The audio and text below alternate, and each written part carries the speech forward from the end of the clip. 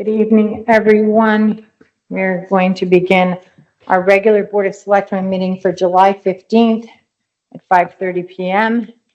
We have Jude Reed, Select Woman, Jim Lampos, Selectman, Martha Shoemaker, First Select Woman, and we have various members of the audience here with us today. And we have our special guest, who's Steve Tsunami, who is from the WPCA, who will be presenting later. We're going to start with we'll start with, first of all, just a typo on the agenda, which said under approval of minutes, it was July 15th. It should be July 1st. And also, under new business, if I could get a motion to amend to add the bonding request for the senior center. So moved. I'll second. All in favor? Aye. Aye. Okay, and that, because Anita's going to be on with us at some point in time. I think she's there. All right. Can we make another motion to add selectmen's discussion, which seemed to fall off the agenda? It's usually there. Yeah, we're not going to do that. I don't want to do that tonight because I think of carryovers and things are going to take us so long. So in essence of time, we would do whatever, and we'll move on from there. All right, information items, commissions, and correspondence. Do either of you have anything that you want to bring up?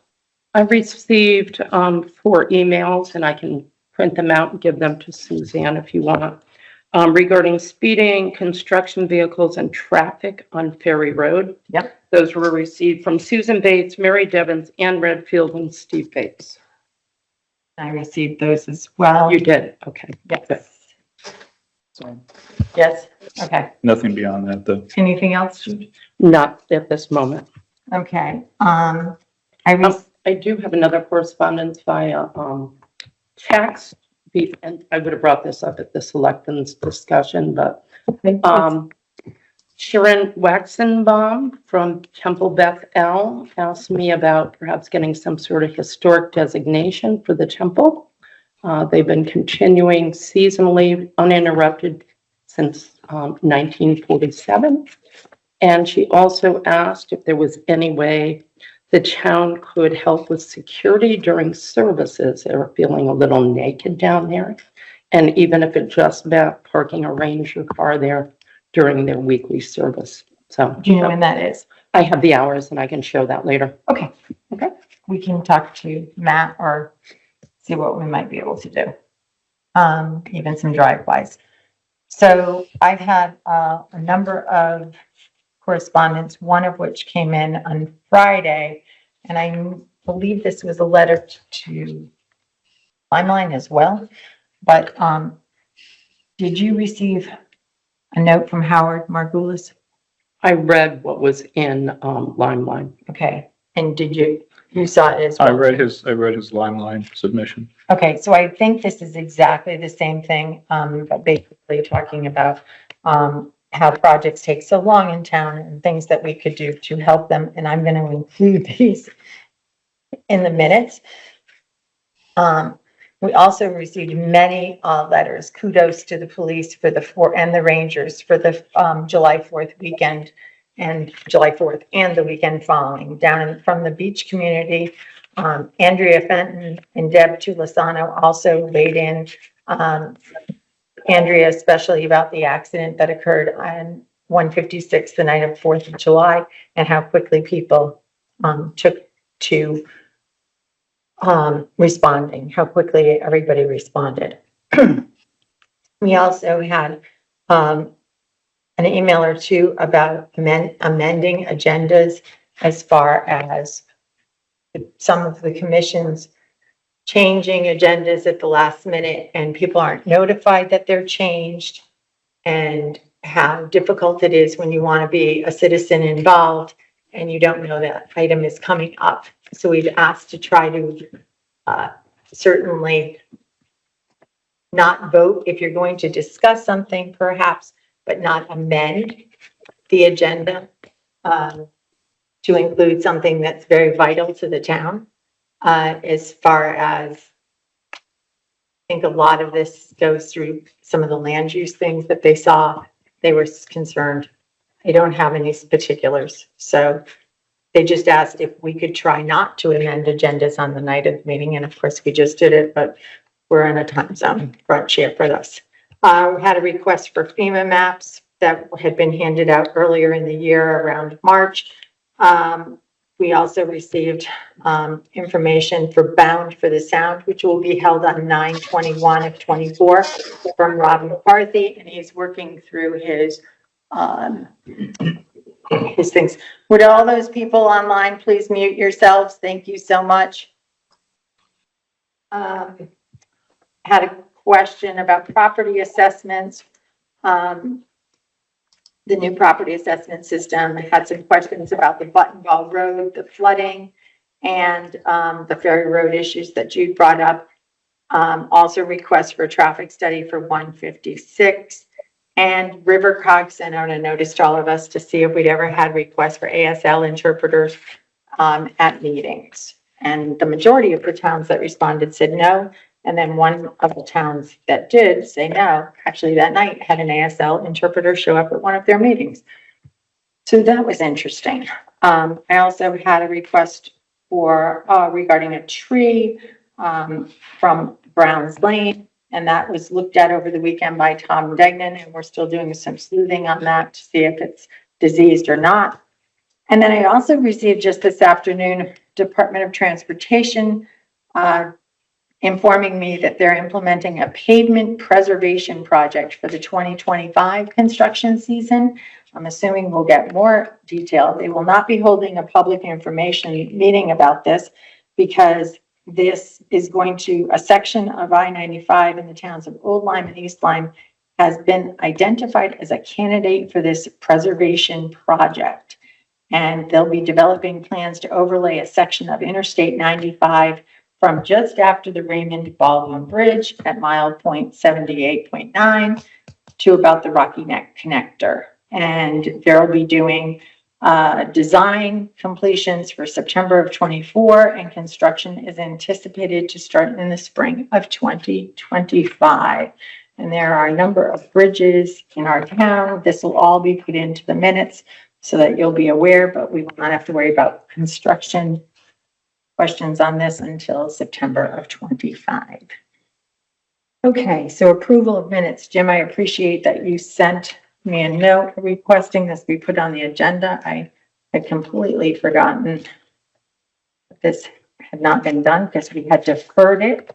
So we have the approval of minutes for April 29, 2024. Jim, you had sent an email that you wanted to include a number of things in the minutes. Do you want me to read those? They seemed incomplete minutes. Yeah. Well, he suggested that we add Steve Dick spoke in support of the MOU. We didn't have the MOU attached, and Jim's comments were not attached to them. That was a special meeting. There wasn't any comment or reference about my motion for us to vote on it and what the outcome was. And I printed out the 65 pages. Either I've missed a page or it's not in there. Motion missing. And how we voted is not in there. Okay.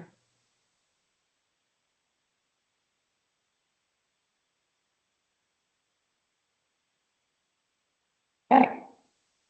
We'll check those.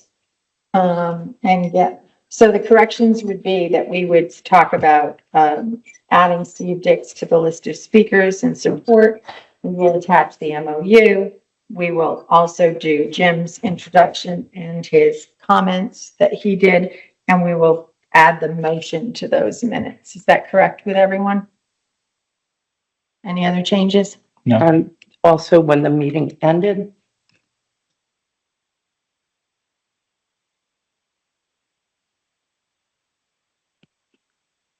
Okay. Anything else? So can I have a motion to accept the minutes of 4/29, and we will make all those corrections and ask Vicki to go back and reload them into the system. I'll make a motion to approve the minutes of April 29th special meeting with the changes we just listed. I'll second. Any further discussion? Hearing none, I'll call for a vote. All those in favor of approving the minutes of 4/29 with the approved changes, please signify by saying aye. Aye. Aye. Any, anyone opposed? Had to get in the mode. Anyone abstentions? Hearing none, motion passes unanimously. Okay, then we go to our minutes of July 1st. Are there any changes to these minutes? I have a question or asking for clarification on page 1. Mhm. Number 3, 1, 2, 3, 4, 5, 6, 7th paragraph down. Jim, it said you heard concerns about the parking lot permit process. I wasn't sure if we were discussing Mr. Antoniak's problem using a QR code or. Yeah, it was the QR code, not the, Right. not the permitting of the parking lots Thank you. themselves. It was the parking permit issued by the town. So we'll take up the Yes, thank you. Well, we're the parking, lot. Okay. Parking permit. We call it a parking permit. okay, just So, clarifying. okay. So we'll take the word lot out. Okay, I had another question on the last page. Item 9, the 1, 2, 3rd paragraph, Page 3. page 3, Yeah. item 9. I remember Jim and I voting, but I didn't remember you voting. And it says the vote was 3 for yes. For the person for. Where it says- Because, Mhm. yep, I did. Okay, just Because didn't Suzanne hear had that, asked me. so, okay, just Yeah. clarifying. That the first vote was unanimous. Excuse me? The first vote, you're talking about Yeah. the NAP vote, that was unanimous. Yep. Okay. Anything else? Hearing no other concerns, can we call for a motion? I'll make a motion to approve the minutes of the July 1st meeting With the corrections. with the corrections indicated. Yes. I'll second. Okay. Any other further discussion? Hearing none, let's call for a vote. All those in favor signify by saying aye. Aye. Any opposed? Anyone abstaining? Okay, hearing none. Motion passes. Next up, special presentation, WPCA. We have Steve Tsunami here from the WPCA. He's here to give us, I'm sorry, I missed public comment. Oops, we're going back. Sorry, Steve, hold up. Public comment. If you'd like to come, Ms. Collins, you want to be first? Carolyn, you could be second. Bill, go ahead. Come right here to this mic.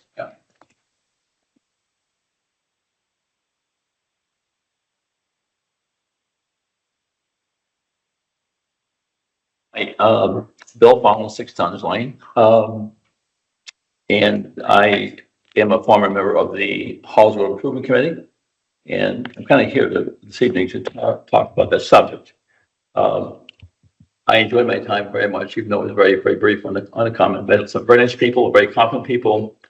But there's some issues that I felt I did not want to discuss as a member of the committee. I felt inappropriate, so I felt that I'd come to the board who appointed that committee to express my comments.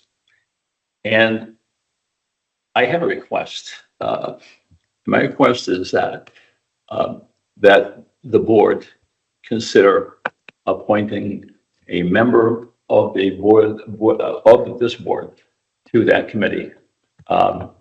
We all know that the Halls Road Improvement Committee probably will be and is probably the most significant impact to the future of the town, and I feel it really needs your involvement. I know in the past, like the Ethics Commission, I remember Skip Sibley, who was a selectman. That was a very important commission. He was on there, so it's not unusual for a selectman to be on there to more or less guide the folks that are on there, who may be less familiar with the process. Basically, this is where I saw the Halls Road Committee in my brief tenure. After 10 years, the project is basically nowhere. Today, there is no funding. There's been approved major funding to jumpstart either the roads or the bridge. Okay, I believe there's a lack of leadership on that committee. There's a lack of direction on the committee. And most of all, there's a lack of understanding of how the due process, in other words, how things go through the municipal process involving regulatory agencies who have control over the issue at hand. I bring up one, which is the ongoing issues that we have with harbor management, and there's going to be a lot more. But this was my observation in that town. I think it's imperative that somebody who understands the municipal process, how things go through the various agencies, would help. That committee is definitely lacking that. I'm going to give you 2 examples of where I felt that your presence on there would have prevented some major issues from coming. And they basically involve grants, the money that we're looking for. I'm referring to a grant that was initiated by the town in May of June of 2024. That grant was for $7.2 million. That grant was covering the sidewalks and the bridge. That grant required a matching fund. In other words, if we were to get that grant, the town would have been responsible for $1.4 million. But yet the grant went in without any discussion, I'm sure, between the board of finance. And this was a grant that we were looking for money in 2025, 2026. So here we're putting in for 7.2, and we're obligated to have 1.4. Now, what is interesting about that grant, I have a copy of the grant here. If you go to the section 13-1 of that, where it talks about local matching funds. When that grant went in, it went in with this understanding. It said that the town will be providing the matching with non-federal sources. So in other words, we couldn't be going looking for money for that matching funds from the federal government because they stipulate that we were not we couldn't get the grants. Also, we also stated that we did have local matching secured. In other words, we are telling the state, the federal government, that we've already said that the town has committed to those matching funds if they approve the larger amount. Now, to my knowledge, you selectmen had no communications about a commitment to those matching funds. This is only one grant I'm talking about. I could talk on several grants, the same issues that came up. I believe with your experience and your understanding of the process, if you were on there, you would have picked these things up. You would have had an opportunity to review those grants, and you would have saw those, and you would have probably prevented miscommunications. The other grant that we had, the Courtney grant, was called the Courtney Community Project Grant. Okay. We submitted that grant, $2 million. It was a 20% matching fund on that one. Well, we heard back from the Courtney's office, and the Courtney office told us on that grant, your application was incomplete. It failed. That's why they denied this $2 million grant. That was for the bridge. This is the same type of grant that Essex, through their process, they were awarded $1 million. They got, so there's been a lot of, if these grants are prepared properly and go through the right process, we will get those funds. But we don't get these funds because we are submitting applications that are incomplete. have got local opposition by who they may be. Maybe it's harbor management, could be the planning, could be zoning or whatever. That committee, in my opinion, needs your expertise on there to guide them through these processes. I think the process can go through, but they are lacking the understanding of due process. And I strongly suggest that that this board consider putting one of you. It's probably the most important project that we have in this town. It'll change the town forever, no matter what we do. So I do have other things I would like to discuss, but I'm not going to take all this time. I will be back at the next meeting. I have other issues that I want to talk to you about concerning that. I'm not here to complain. I'm just here to state what I feel would help the project. I think the project should go forward, but there's a lot of changes that are needed, and you people can really help that out. Thank you. Hey, Carolyn? Carolyn, do you want me to bring the mic to you? Yeah. I'll manage things. Okay.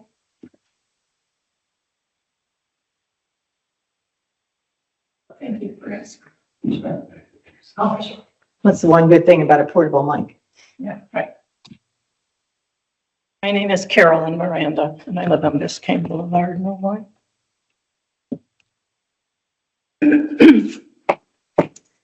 And if you don't mind, I'm nervous tonight and I don't feel real well, so I'm going to probably read most of what I have to say. I want to thank you for the opportunity to speak with you tonight. I'd like to keep abreast of what's going on in town and be able to participate in town government as it's allowed. I've attended many, many meetings over the course of the last 5 years that I've been here full time. I personally have gone to economic development, the zoning appeals, the Sound View Committee, and others. And recently I've been enjoying attending some virtual meetings so that I don't have to come out in the evening. So thank you for that. And I've been able to offer my opinions and ask questions and offer facts many times to these boards and commissions. That makes for good government, I think, when taxpayers can participate and feel that they're heard. And no citizen in this town should have to fear ridicule, false accusations, nor character assassinations by a paid town employee, as I have been. Our tax dollars pay our town employees. We should be able to go to town hall, ask to see public records in the different offices. We shouldn't be refused. We shouldn't have to hear that, oh, we don't have a file on that, when of course you did if you initiated, for instance, a cease and desist. You should have something for me to see. Anyway, I have spent numerous hours upstairs, specifically over the 250 Shore Road debacle with the storage units, numerous hours, and my neighbors and friends know it, looking through files in the past 3 applications they had to fact check and to gather more information. There were a lot of gaps at meetings, and I'm thinking, well, let me go and see if there's something in the file that will give me more information. And that's worked out very well for me. I go upstairs, I talk to Kim, and she's very accommodating. She's very pleasant. And she's the one I deal with. I do not spend any time engaging with the CEO because he's given me reason not to.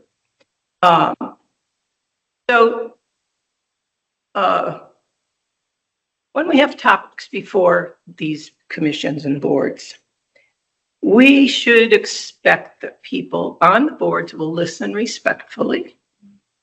They won't be flipping through papers or having sidebar conversations.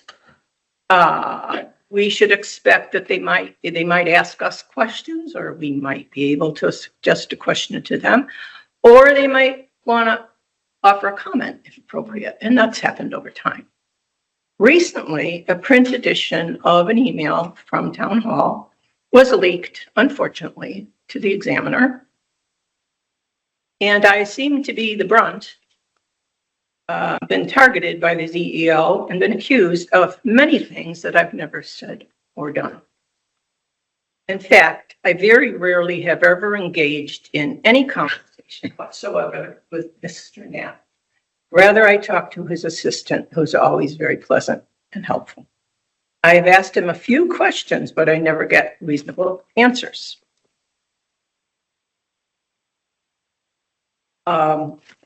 Excuse me. So it doesn't please me at all that I've been accused of being a terrible person or threatened him with ethics commission. I'm going to go to the ethics commission, which is absolutely untrue and unfounded. And it's got to stop. I never asked him those questions. And in fact, like I said, I avoid him because he's very unpleasant. Slander and age discrimination in this town is never okay, under any circumstances, by any employee, paid or not, by the taxpayers in the town of Oline. Saying I don't recall, which are his explanations for many of the bullets that Martha had in her email. What's that about? I don't recall. That's not acceptable. I'm asking for, so it has to stop. It was uncalled for. Unfortunately, I'm the brunt of a bunch of nonsense that's not true. And it's just slanderous. It's just egregious. So I'm asking for you to consider that this public servant make a public apology and retract the nonsense that got leaked out to the media. And not just to myself, but an apology to all citizens that he has misaligned. It's terrible. And I'm also asking that he be fired for his blatant disrespect and egregious behavior toward tax-paying citizens in this town. On another note, I wanted to piggyback on things that Mary Daly, who was here 2 weeks ago and spoke, and I listened on the phone. And I thought, oh, wow, you're saying things I've been thinking forever, but I don't like to be a complainer. Mm-hmm. And anyway, her comments were spot on, right on. I have found over the time of the boards and commissions I've gone to that there is a lack of consistency in several areas. Some offer virtual meetings, mm-hmm. Some still don't. Agendas are added to or changed at last minute, which I just heard about. Mm-hmm. Public comment is not fair or equal. Some speakers can spend an inordinate amount of time speaking. One good example was recent, a Mile Creek Road, the additions to the school. The place was packed. Despite being packed, people got to speak over and over and over again, the same people for long periods of time. Unlike several meetings, and I'll just because I've been involved with the zoning for a long time, like I said, at 250 Shore Road, where we are given 2 minutes or 3 minutes and we're cut off and we're said, sit down and be quiet. You already talked. And when we ask a question, or I am told, no, you already talked. So anyway, public comment needs to be, I understand every board and commission is different personalities, different style. I understand all that. But seems to me there has to be some uniformity in some of the standards that are set by the board. So what that's worth, I think it's very important. I don't like to come to meetings and not be able to say what I need to say. Another thing is some boards, a few boards, you can't offer public comment at all. You only can offer it if it's pertaining to a public hearing. And for example, that's true for zoning. If it's not a public hearing, then you don't get to talk at all. And come on, there's other reasons people might want to come to a zoning board or any other commission meeting and make a comment, and we should be able to be heard. It's just not democracy when we're denied these things. So things need to change, I feel, so that all citizens have equal access to what this town has to offer. And I think that's a right of taxpayers and a responsibility of our government to make sure that those things happen. Thank you for listening. Thank you, Carolyn. Is there anyone else in the audience who wishes to speak tonight? Okay, seeing no one in the audience, is there anyone on the telephone that would like to speak tonight?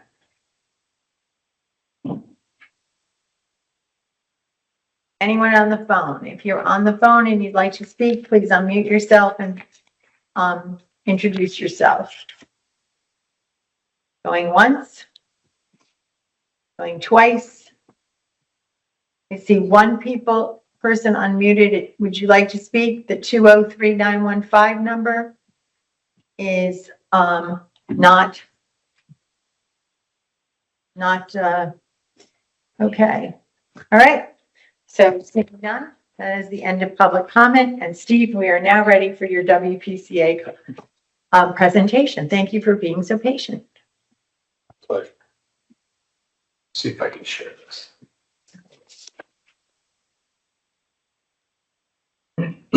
Okay, so I'm Steve Tsunami. I'm the chair of the WPCA in Old Lyme, and we're here to talk about the Coastal Wastewater School Project. This is a brief, hopefully very brief, summary update for the Old Lyme Board of Selectmen and Board of Finance.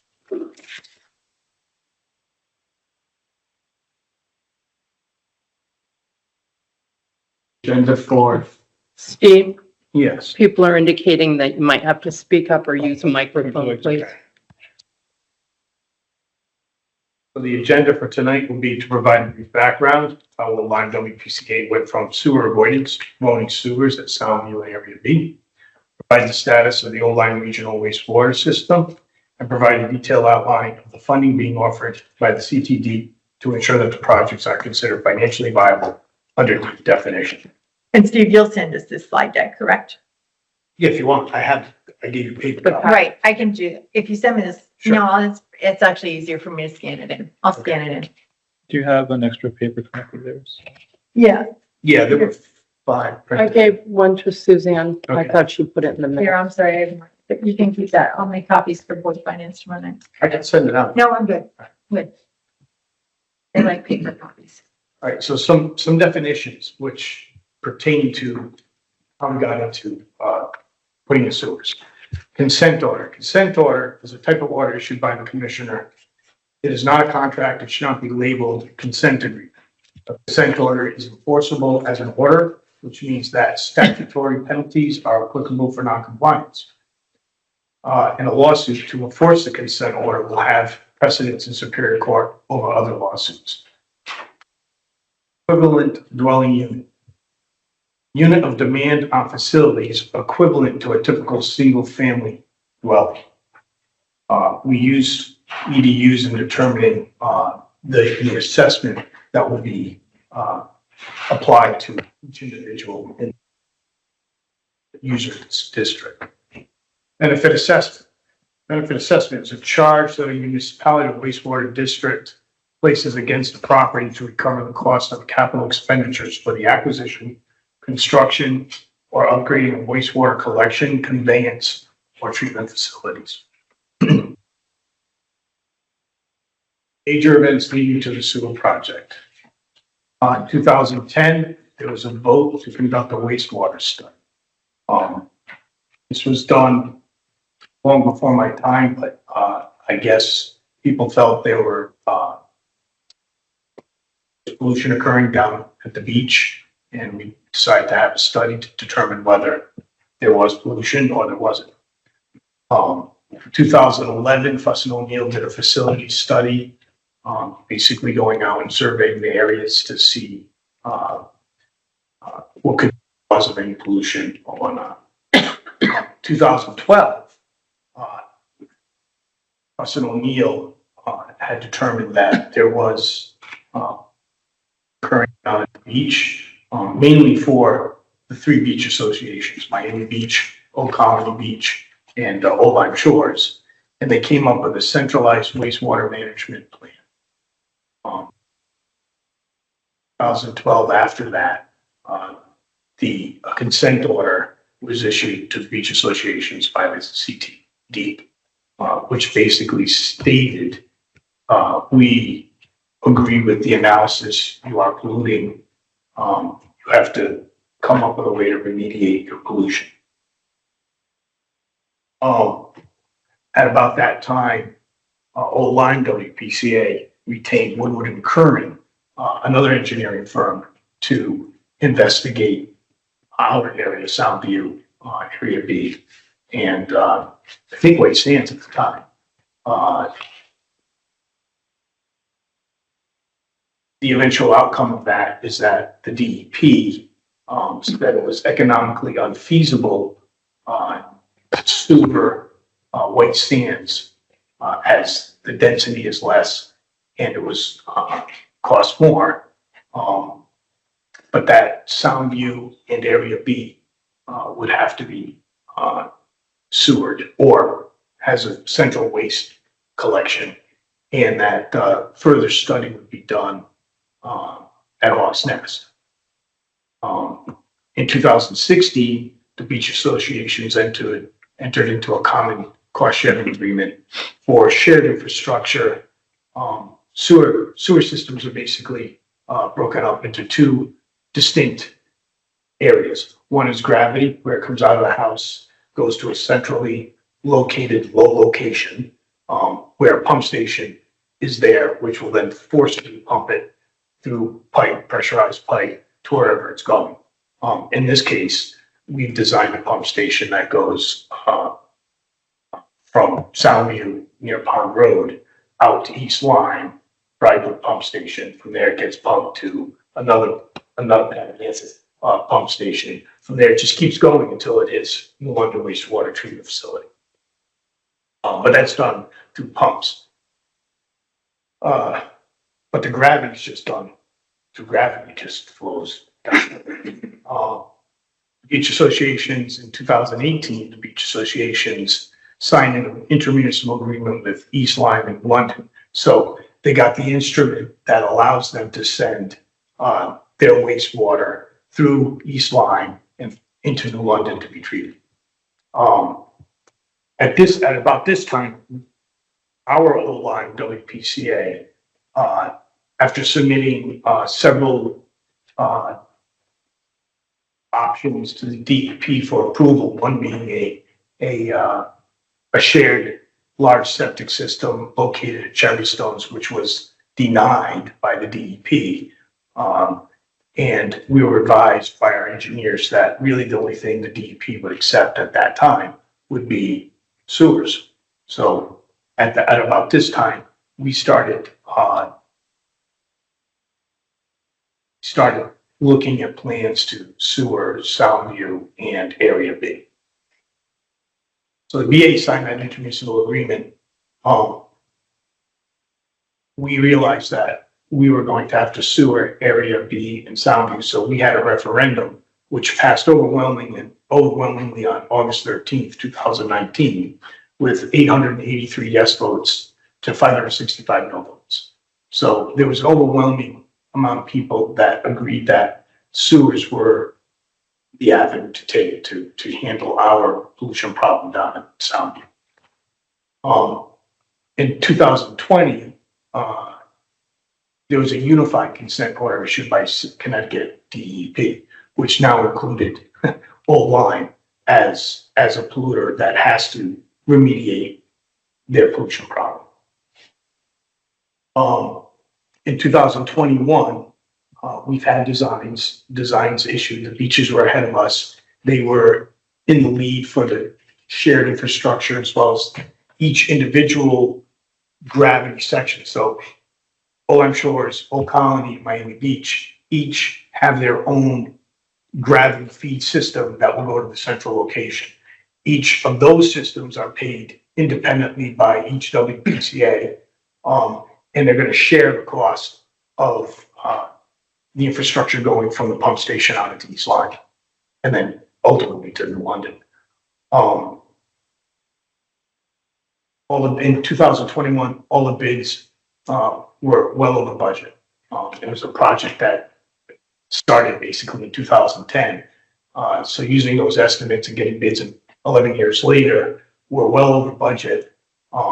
So we started talking to the DEP to see if we could get more money. The DEP in 2023 requested data to determine financial feasibility. The law is kind of weird. The law states that you are not responsible to remediate your pollution problem if it's economically unfeasible to do so. I don't make the laws, you just try to follow them. So the groups got together as a group, sent in our cost feasibility study. The DEP determined that it was economically unfeasible to do the project. And then several months later, they came up and pledged to give us a $15 million forgivable loan, in addition to a 25% grant. So with that money, the project has now become economically feasible, and we'll find out because we're going to bid it shortly. But based on the best estimates we have, it will be economically feasible.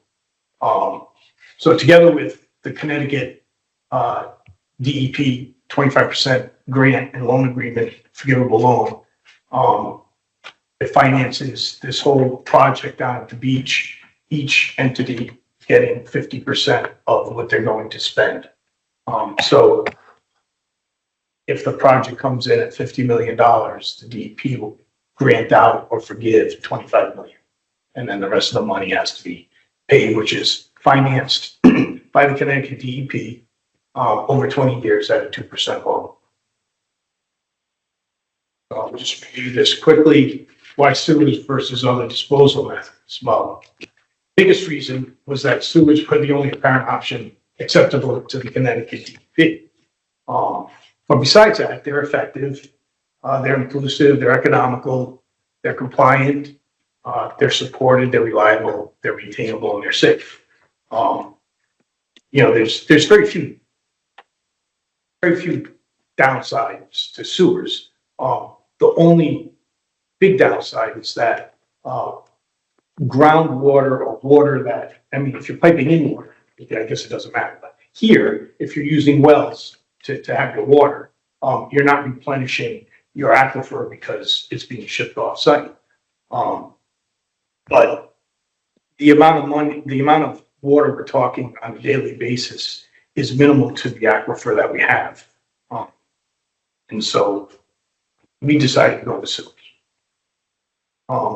Time summary, signed cost sharing agreement. So in the town of Old Lyme has completed the signing of the cost sharing agreement, but we're not a full voting party yet because we have to buy in, which we plan on doing by the end of this month. So right now there are expenses that the 3 beach associations have funded that are not fundable or refundable by the state. And in order to make them whole, we have to buy out a portion of the shared system. That should be complete by the end of this month in 2024. We've been an active member of that group for probably 4 or 5 years now, but we don't have voting rights yet.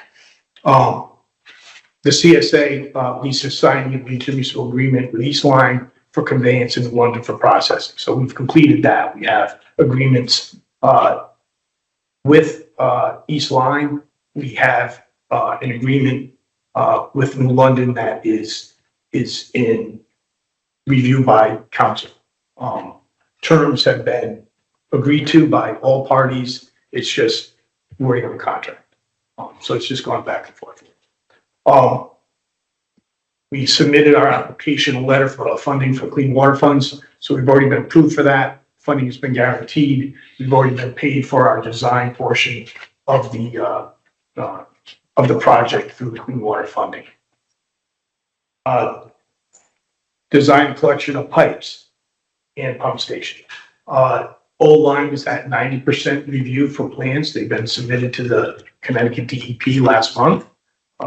We were sent a set of plans that's been delivered by the door. The beach associations had their gravity done. There's some redesign to be done on the shared infrastructure because the state is moving some of the bridges and we have to go over those bridges. So there's some redesign on those, but we are confident that probably have everything bid by the end of this year. If everything goes well, we'll start construction in the spring of 2025, maybe 7 months from now. And then after the system starts, we'll start determining benefit assessments to see how much an EDU will actually cost. Have to get hard numbers in. It becomes a lot easier to determine what that would be. And then after the project is done, we're going to convert the construction loan to a permanent loan obligation over 20 years at 2% with the Connecticut Water Fund. O-line tax liability for the project. The project, like I said, is being funded by clean water funding. There's no bonds that have to be taken out by the town. It's all loans from Connecticut Deep. And that's a revolving fund. As we repay it, they give that money out to some other town, to another place. Ancillary expenses not covered by CWF will have to be loaned to the O-line WPCA. So there are some costs that aren't covered by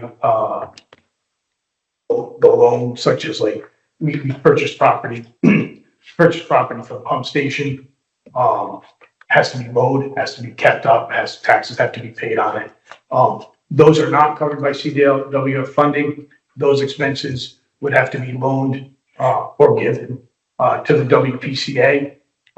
Any loans that the WPCA takes on are transferred to its users at the end as a user fee. So it's or an assessment. So the liability on taxpayers is very slim, I believe. Ancillary expenses are modest, include the things I just said. And we own 29.7%. O-line WPCA, we own 29.7% of the shared infrastructure. So, if I'm doing $100, we owe $29.70. And then each individual, it's based on the users that they have in their system, the EDUs that they have in their system. Design and construction costs are eligible expenses covered by CWF funding, which is 98% of all costs. Contractors are paid via CWF funding. As I said, 25% grant and 25% forgivable loan has been offered by the CTD. Once construction is complete, the O-line WCA will convert the balance of the construction loan into a 20-year note at 2%. O-line WPCA will repay the loan with sewer assessment collections from its customers. So once the loan is converted, we'll start collecting money from its users to pay off the construction costs, the ones that have benefited from it. And this is probably what everyone looks. And this is a breakdown, and bear with me because it's going to take a little while to go through this. If you go to share up to the top, it should go to full screen. Oh. Slideshow, go to slideshow up on the top On the top.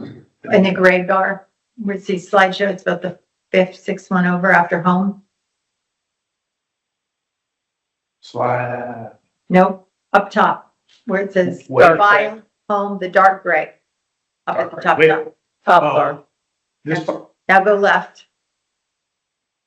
And Oh. see slideshow? Do you see the word slideshow? Fifth one in from the right, I think. Link.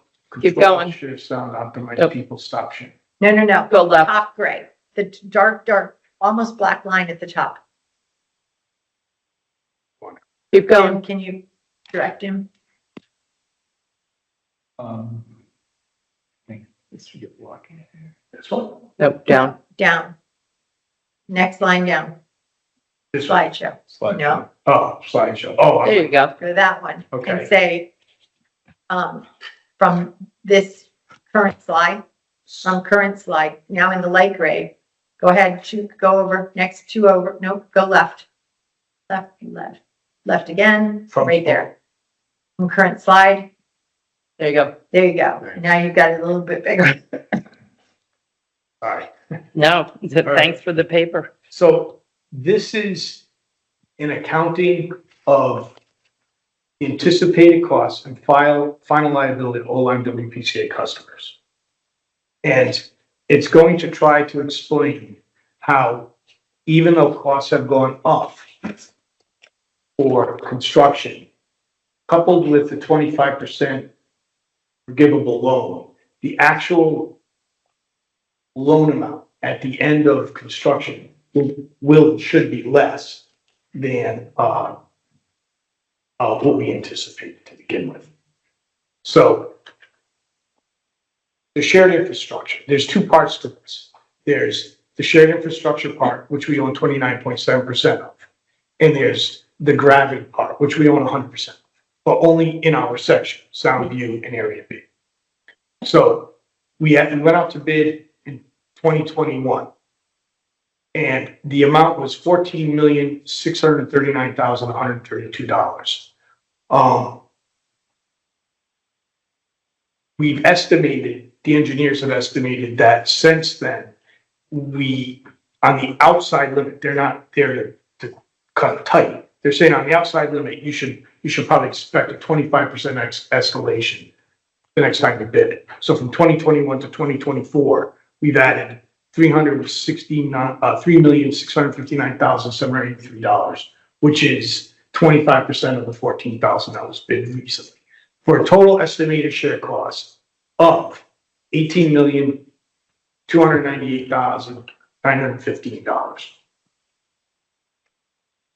The Connecticut P, in their forgivable loan structure, went one further.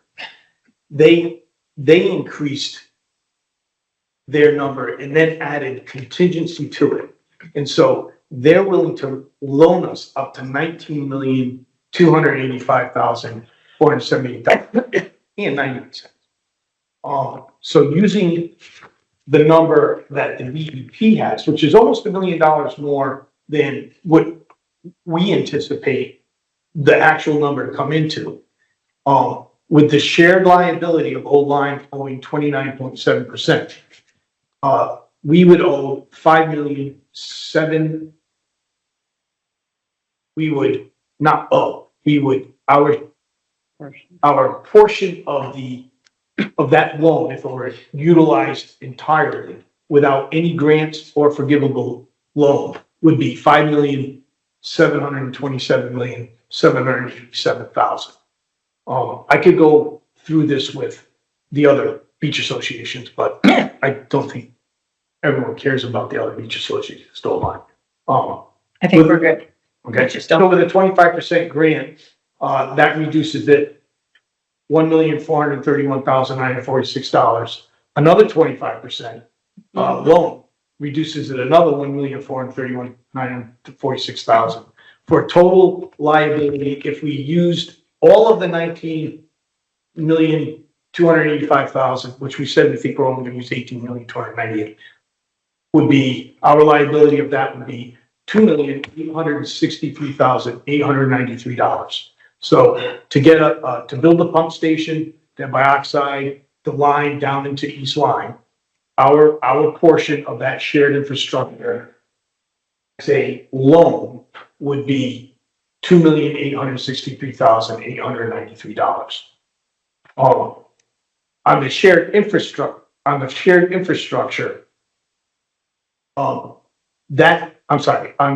internal infrastructure, O-Line has estimated that it would be $6,452,282 to construct the gravity portion of our portion of the system. With a 25% grant, that would reduce it $1,613,070 and some change. And the 25 forgivable loan the same, $1,613,070.68, for a total loan liability of $3,226,141.36. Combined together, we would have a loan for 20 years at 2% of $6,090,034.98. If you take the $9.5 million that we requested at the beginning, which was eligible for 25% grant, we estimated that after getting the 25%, we would have an estimated loan of $7,125,000. With the new, even though the costs are going up, even with the new funding arrangement that the DEP has proposed, we are $1,034,960 less in anticipated loan than we would have been originally. So I'm sure it's difficult to follow, even looking at it.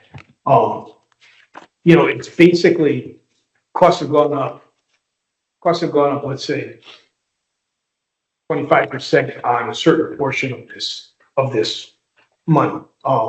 But they're funding 50% of the whole project now.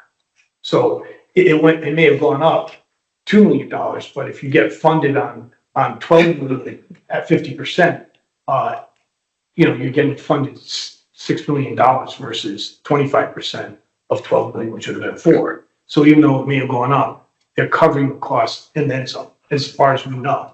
These numbers are based off of, our internal infrastructure numbers are based off of the bids that O'Colony had done back in 2021, because their beach basically mimics our beach. So we wouldn't expect their infrastructure.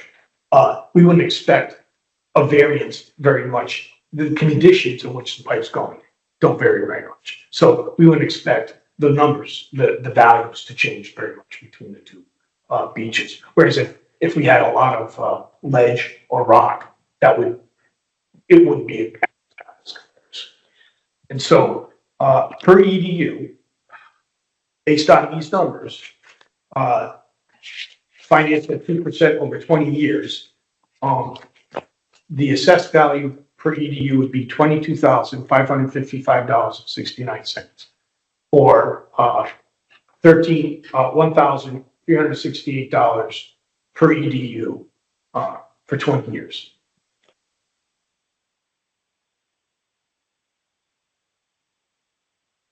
I'm going to go out of order here because since I ended up with EDU, I want to try to tell you what so.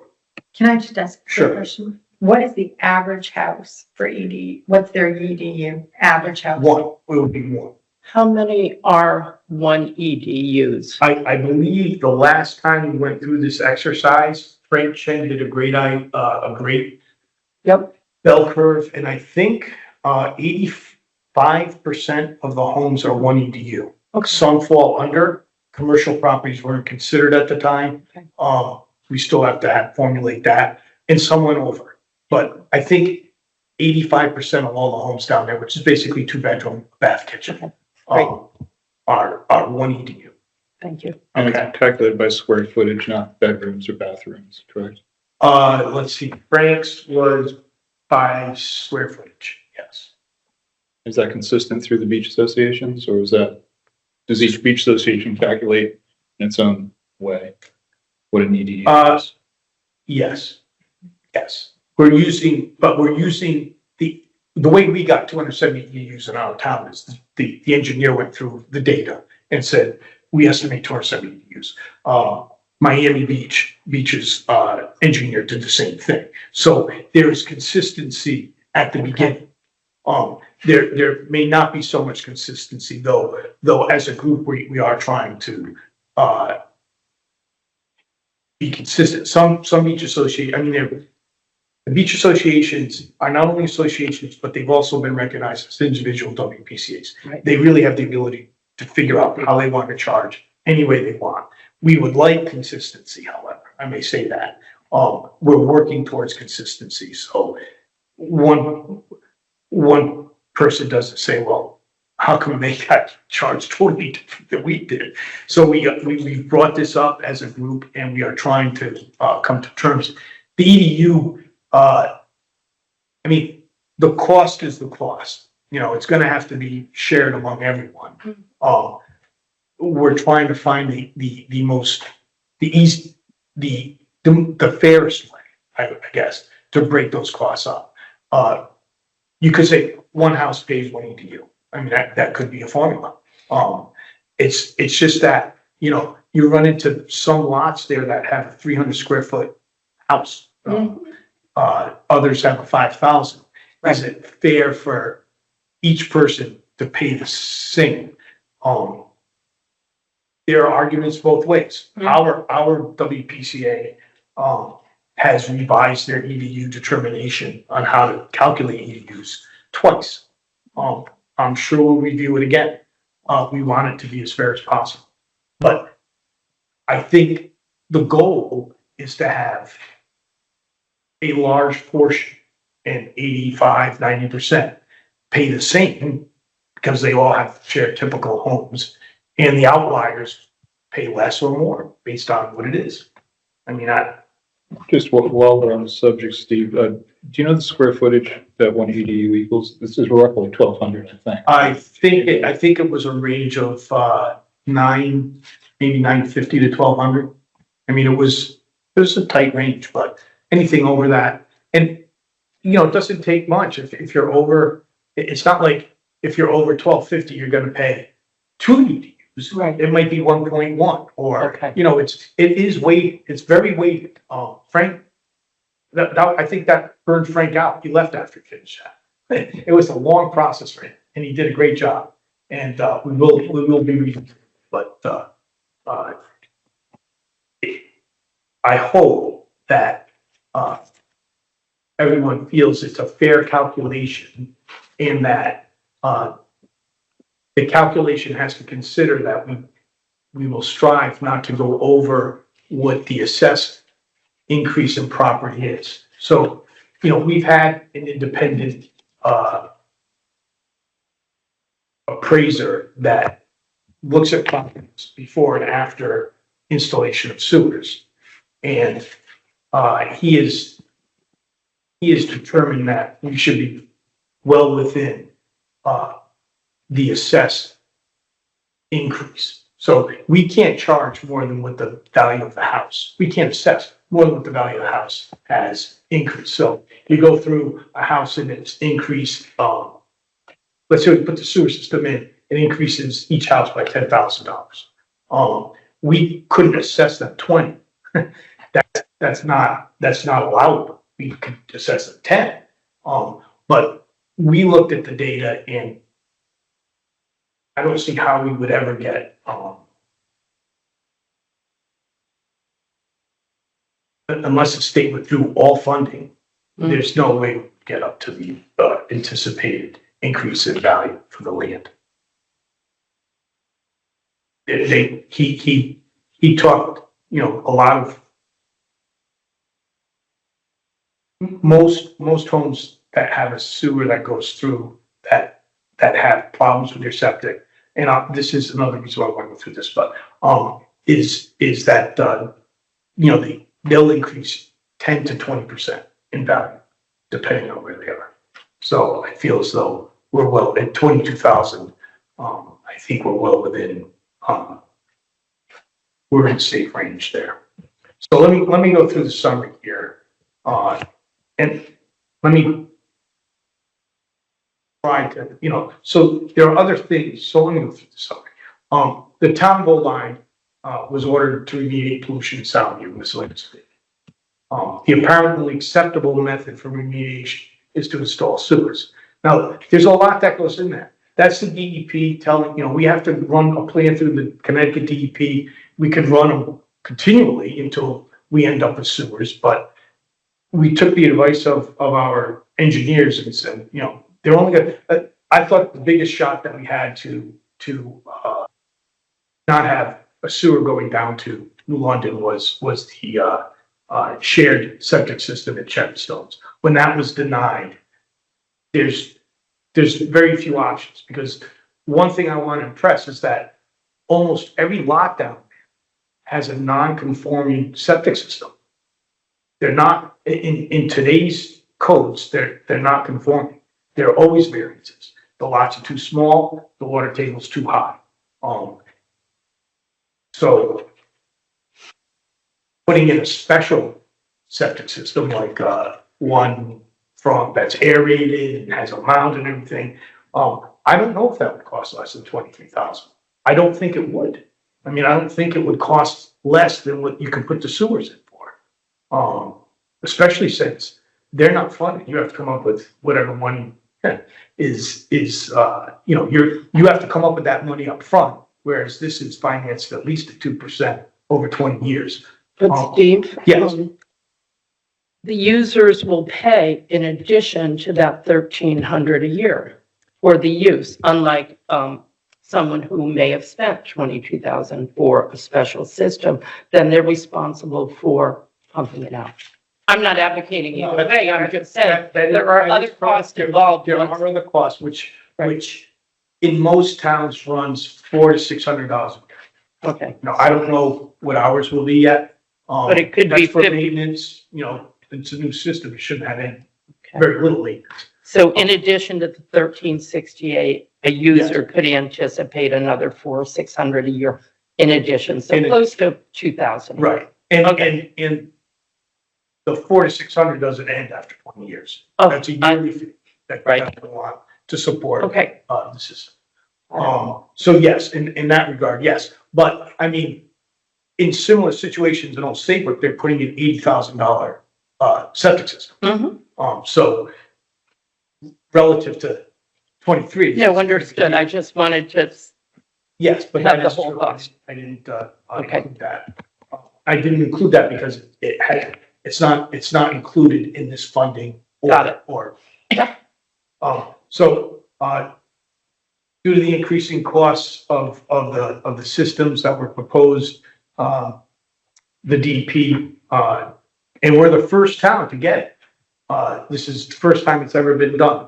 Has allocated another 25% in a forgivable loan to each of the associations, as well as to the shared project, to get this system, built. That's, might give you an idea of how strongly they feel we're moving. We anticipate that this project will be slightly over the initial budget of $9.5 million, based on inserting the costs from the last O'Connell bid and adjusting for inflation. Like I said, however, the increased costs projected are offset by an additional, and that's a typo, 25% forgivable loan. That would result in anticipated total loan of approximately $7 million, which is $1 million less than anticipated. Old and Beach Association are on track to bid the 4 individual infrastructure and 1 shared infrastructure projects by the end of this year. If the bids fall within budget, work could begin as early as winter 2025. The Old WPC has decided and will reconfirm that construction may not take place between Memorial Day and Labor Day to minimize disruption to beach residents and the public at large. Construction of Sound View and Area B sewers is estimated to take approximately 1 year. Old WPCA does not anticipate costs of construction to exceed the assessment that will be borne by users, thereby limiting taxpayer liability. And just to reiterate, users will be invoiced for their assessment on a yearly basis. For 20 years, and will pay 2% finance fee. WPCA anticipates each DU will cost $1,368 a year, with an EDU being equivalent to the typical size of the dwelling. The WPCA will also determine user fees that will be based on the cost of transference and maintenance fees. So that's the summary, and then I thank everyone for listening, and I'll answer any other questions. So I have a question as far as town. After they put HDs in, everything's approved. Paving of the roads. Do they just do a patch job?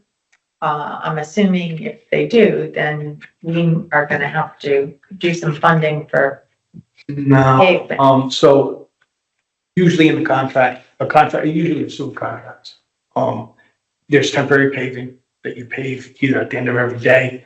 Most contractors prefer at the end of every week. And we beg for that because it takes time out from production. So if you pave, let's say every Friday, it's temporary paving, you throw it down, you keep the dust down. When it's all done, because sewers are generally so deep and the roads are so narrow here, it would go from curb to curb. They would probably mill it, use that as a base, pave over it. Steve, I'm sorry, go ahead, Jude, because I'm gonna take a while.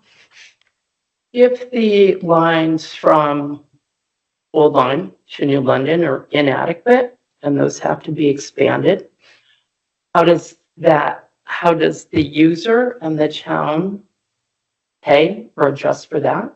So What's our portion of it? Is it a cost we have any? well, control it's over? a WPCA cost. So the state statute kind of has the WPCA's in each town as like a semi-autonomous, self-funding. Right. Group once it has a system. Correct. They use user fees and new connection fees. Right. And other people that may join. The lines are designed to handle far more than what we anticipate. I don't anticipate putting in a line down to handle any foreseeable expansion. Okay. They're designed adequately. Unfortunately, when Point of Woods put in theirs, again, it's another, Point of Woods has their own WPCA. Right. Exactly. If it were one entity, it probably would have avoided having us to go all the way to East Line. We would have just connected where Point of Woods came out. But because there was no central planning and future thought, we have to put it on our line. But it is adequate. My concern is the capacity from Old Line to New London, and I thought in the past few years, there was conversation about whether or not it was adequate. It's adequately designed. With a lot extra. Okay. All right. Steve, I've got a bunch of questions. Some of these are gonna be Sure. redundant, so I beg your patience as we go through it. I want to start with the IMA with New London. Now, we had signed one. I know New London wanted it renegotiated because of the amount of time that had passed. Can you talk about the status of that IMA? Now, we had a $1.5 million connection fee, of which the town share was $674,000. Annual fee of $2.20 per gallon, per 1,000 gallons rather, per day. 1.2% of the annual capital costs that New London would charge us. They would charge us 1.2% of their total capital costs. That's aggregate, that's aggregate, I think. No, that's incorrect. The 1.2% is the beach association's aggregate. Ours is 0.5. It's a 1.7% total. 1.7, is that the new calculation? That, I believe, was the old calculation too. I don't think that's changed. Okay. So can you walk us through what the new IMA? Yes, so the new IMA was renegotiated because the other one expired. And the new terms we're paying 6.25% interest over 20 years for an increase of 10% of the cap of I believe it's like 10%. So if we were gonna owe 670,000, we now bought into their system for if I know, I had this data somewhere. This is, maybe I can. I just reviewed this.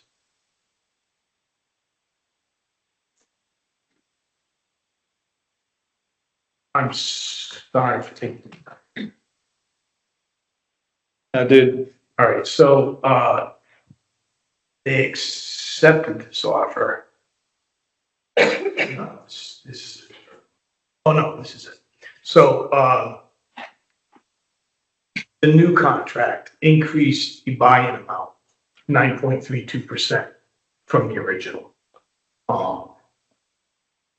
So Old Line is going to pay $701,888,000, $701,888, financed at an interest rate of 2.625% for 20 years, which is the old interest rate, I believe, was 2.5%, and 9% less in the buy-in.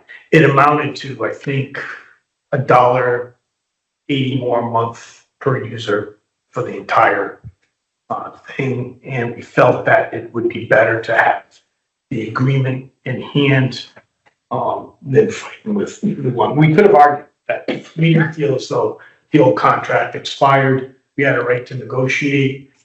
It was no fault of our own, but in the end, we were talking $60,000 over 20 years versus however long it would take to fight in court. Now many thousands of dollars would spend on. So the term is 20 at that rate? 20 Yes, years? 20 years. Okay. and the annual fee, cost per gallon, per 1,000 gallons. $2.50. So it's gone up a little bit too. Yeah. And our percentage, you just mentioned it, the percentage that the town is on the hook for of New London's capital expenses per year. 5%. No, I'm sorry, 0.5. Right. All right, so I just reviewed this contract with Diane Duhane, president of Old Shores. We went over this Saturday, going back to the town we're sending our acceptance back to New London. So this came to a vote in the WPCA to approve. Of course it did. Yeah. Did they see all the details of these? They saw, all right, so I'll say this, and I don't want to go into this executive session. Sure. And Whatever. They saw the numbers.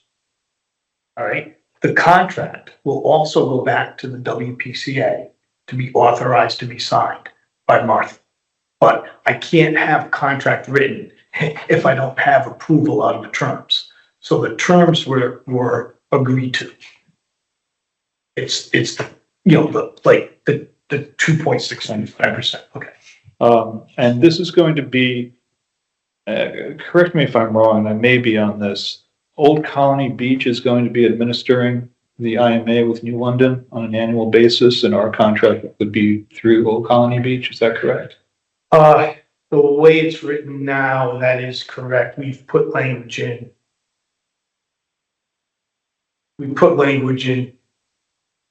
So in case that's modified, we don't have to renegotiate the contract. In the end, I don't really anticipate that occurring. I think that there'll be a more efficient way of administering all of this. Okay, though that's kind of a question, and it's something that it's far-fetched, but not impossible. If there's any sort of failure on any of the beach associations financially, and our agreements are through them, what exposure does the town have So at that point? I believe what would happen is that if their WPCA's default, the state, you can't have a system that's not administered. The state would have Old Line take over that section of sewer, and we would collect user fees as anyone else would.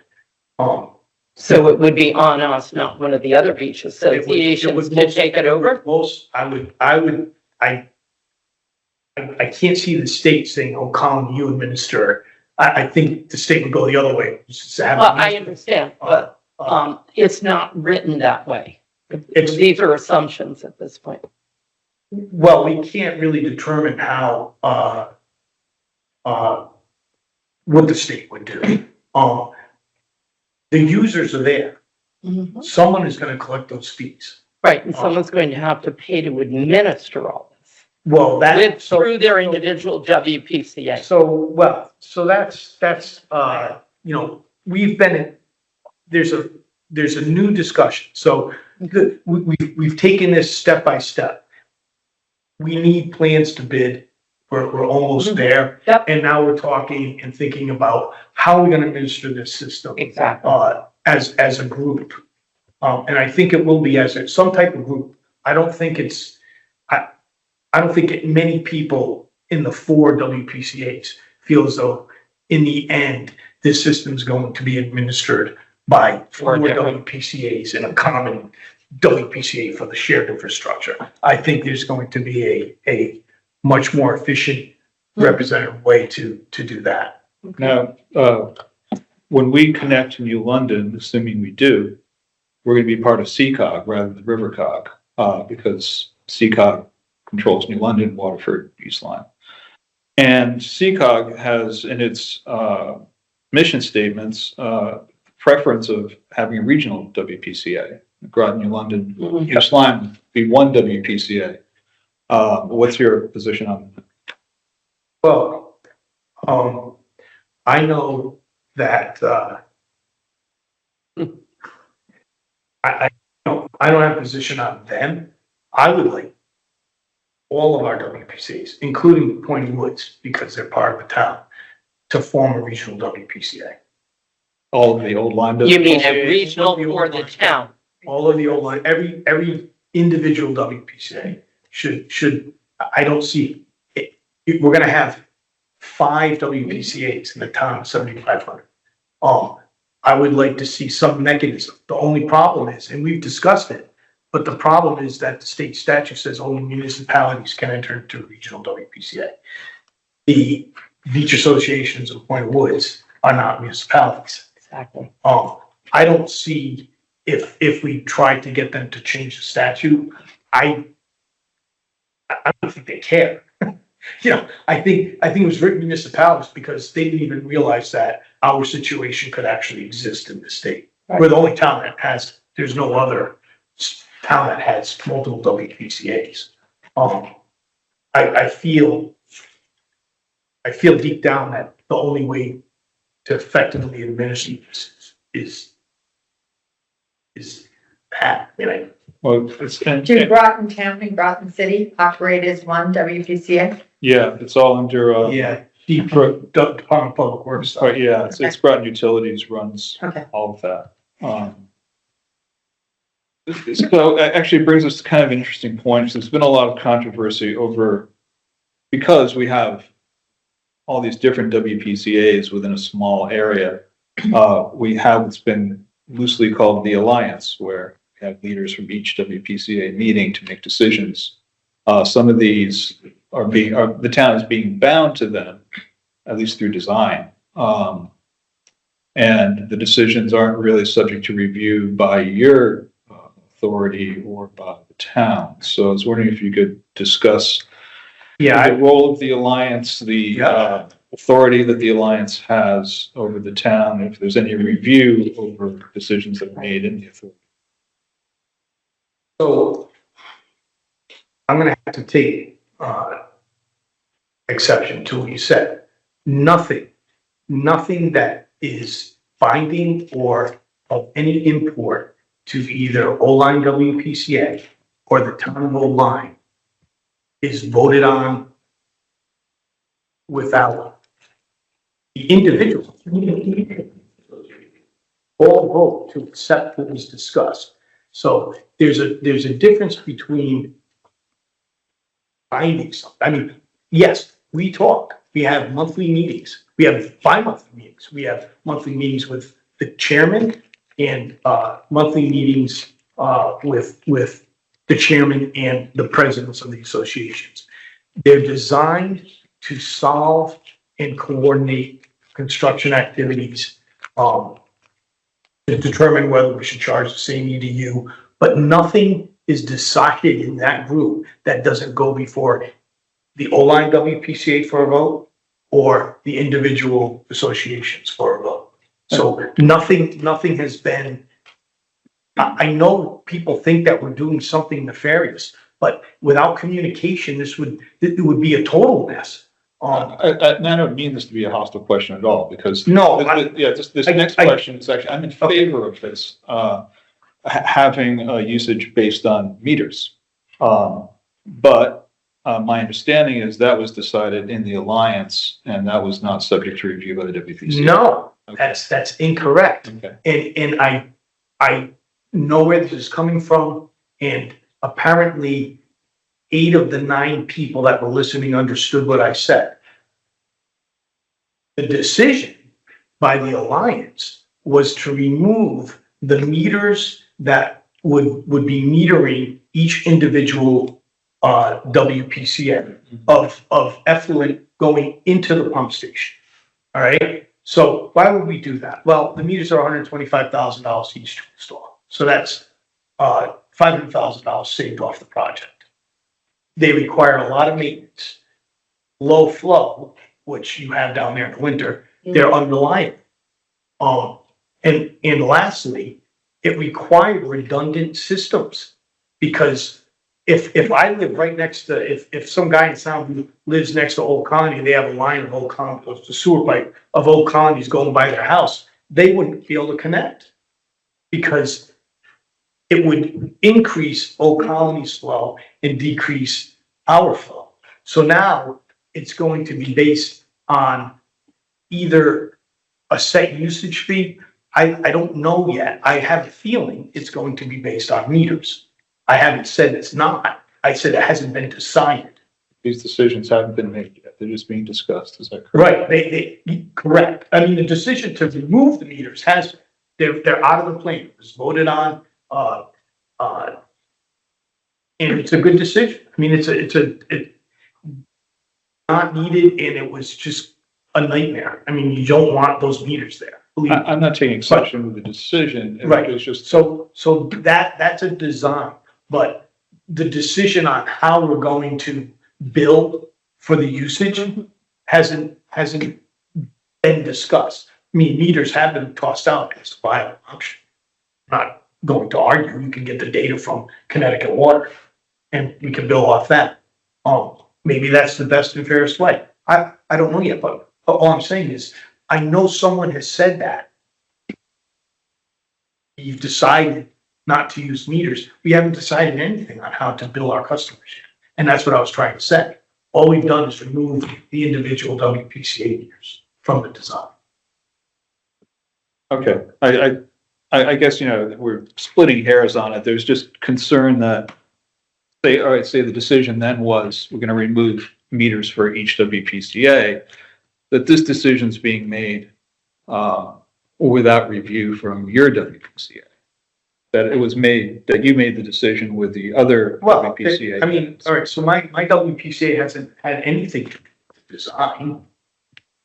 Okay, It's a design. It's a Fuss and O'Neill. So if Fuss and O'Neill said, no, it's a bad decision, they were proponents of it. They're saying, finally, you're getting rid of these. I mean, it's a redundant system. It prevents it. So it prevented us from hooking into a line.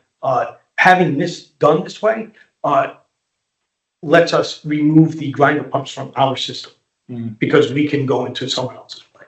okay. Now, Right. all right, let me move forward on a couple of things then. So we have 90% design sitting right there? Yes. Okay, so I asked around at land use, and we looked in the selectman's office, we couldn't find 60 or 90. So that's available to us now for review? Yeah, if I leave it here. Okay. Do you have an electronic copy? Can we review? I don't like to review electronically. I probably have the 60%. You should check the checklist. So you checked it out last. I bet it's me and I never returned it. Okay, I made my comments to the 60%. I'll review those and bring them back. I just want to make sure. can you put those on file also, we can have access to them? The importance of that isn't for the selectmen or for individuals to go in and, question how engineers are designing something. But part of the costs that we're gonna be on the hook for are connecting to the system, and that could be $100 a square foot. That's an old estimate. So depending on the location of the lateral, you could be adding $10,000 to some sales. And if they have the opportunity, before you get to the point where everyone says, it's a done deal, you should have said something a long time ago, should have just left the port. I'm gonna have to, those plans are only available to WPCA members. Okay, All right, they can't go out to the public because someone may have an unfair advantage in bidding okay. the project. Well, if we could, if the selectmen and the However, PCA could- what normally happens, what's happening now on a project I'm running in, Griswold, is before you put the lateral in, the engineer will, or someone goes to the resident and says, this is where it's planned, is this where you want it? We've done 2 right now in Griswold, and both have changed location. It's not an extra, it's just in a different section to line up with their septic system. I mean, that's really, Right. you want to line up that lateral as close as possible to where the house, goes into the septic. Right. But you- There was reference made to the cost could not be more than the value increase on the property. Does that, the installation, the connectivity fee, that is not taken into account? That's not taken. So if it costs you 25,000, so be it. Yeah, Okay. yes, but, you know, my experience, like, I used to, I still do this for a living. I just run work instead of actually performing it, Mhm. with machines. But down at the beach, this is going to be a shallow system, relatively Okay. shallow system. Good. In easily diggable seam. You could probably put 2 in a day. I think that the cost of putting in the pipe, and then you gotta pump out the septic and abandon the septic. You're looking at maybe, $5,000, give or take, one way or the other, depending on the length. But you know, you only have 60 feet. That's part of the problem. You don't have very big lots. You're not going. No, I had no idea. It's- So I it's didn't not- have that. It's included not in the discussion. it's not a large, I don't think it'll be a large expense. I know that another member of the committee thinks that it's gonna be 2,500 to install. So I don't anticipate that being, and what happens is, maybe if you were alone and you had a broken pipe, it might be a little more expensive, but you're gonna have contractors going down there looking to pick up 100 houses. True. And so they're very competitive. Got it. So, quick question. We're in July and some people will be leaving the shoreline area in late September, whatever. Is there some type of a plan to provide an open session for people to ask questions before they leave for the season? And I guess there you is. won't have your bid. There has to be. Yes, we can arrange it. We will arrange it. Let's put it that way. I will arrange it. So speaking of connection fees, Steve, real quick, so, you know, we talk about the bell curve. So looking at one end of the bell curve, we have a house that's approved for 2.5 baths, 3 bedrooms. It comes in an EDU of 3, so the betterment assessment was about $80,000. Another $6,000 connection fee, I assume the connection. Well, fees. no, I don't think that's another thing that Frank Noe from Old Colony and had brought up at a joint meeting, saying it may not be wise to have such a large connection fee. I mean, there's pluses and minuses, but the connection fee isn't financeable. The assessment is. So maybe we want to lower, Increase the assessment. And increase the and assessment. Get rid of the connection fee. well, I wouldn't get rid of it because there are people that will connect that you probably want a connection fee. But I mean, we could say anyone connecting after this will have to pay a certain amount of fee versus there's a number of ways of handling it. We haven't discussed it at the WPCA. It was a topic that Frank Noe brought up, I think, at the last meeting, and we said, that's a good point. I think we'll have an item on that in my WPCA. It won't go into more discussion until I get the pulse of no liability, say, but, for taxpayers and for users, it'd probably be better to have the higher assessment financed over 20 years than to come up with, a large connection fee that's not financed at all. Right. And for the equitable upper limit, can you define that for us and what it would be? So I have a feeling that you're looking at example that started Frank Chen, redoing the bell curve. That $80,000 was gone. I think the highest I think was like $32,000 on an assessment. It was not 80. It wasn't 3D views.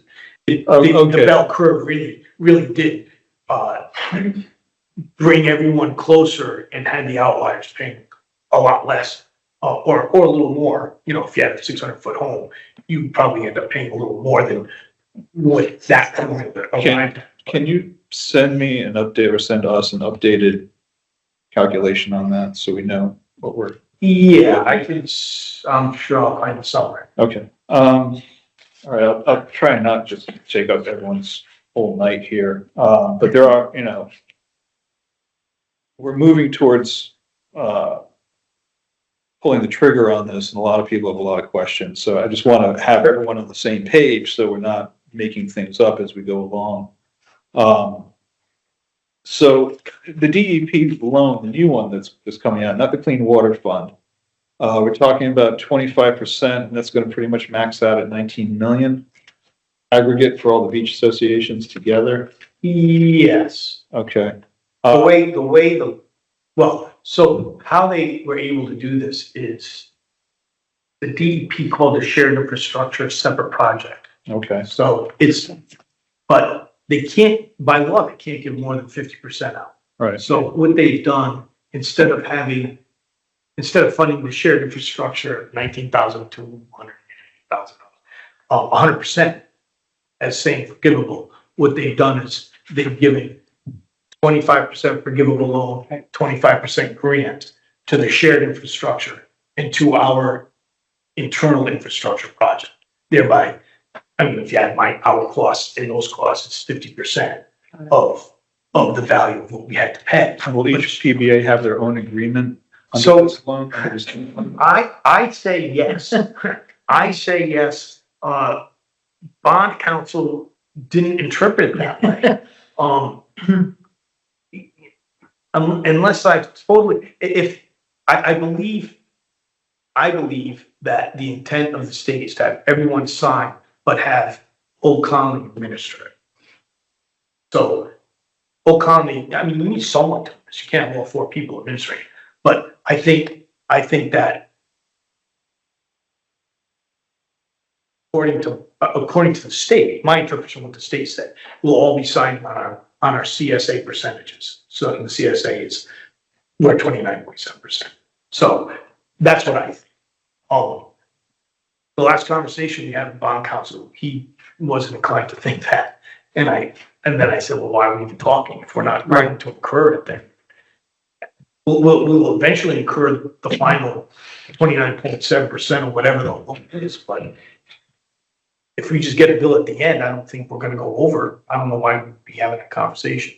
But I'm pretty sure that we'll be signing something. We had a 2-hour conversation with bonding counsel, our town council, and Mike Carey, who does work for the WPCA, and BJ, Board of Finance, who's on.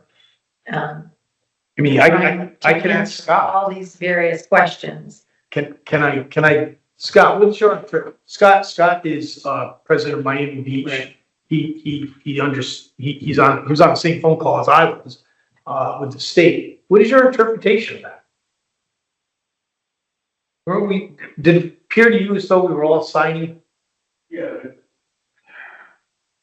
The only way they could do the shared infrastructure is to create another loan. That's why we have the separate funding.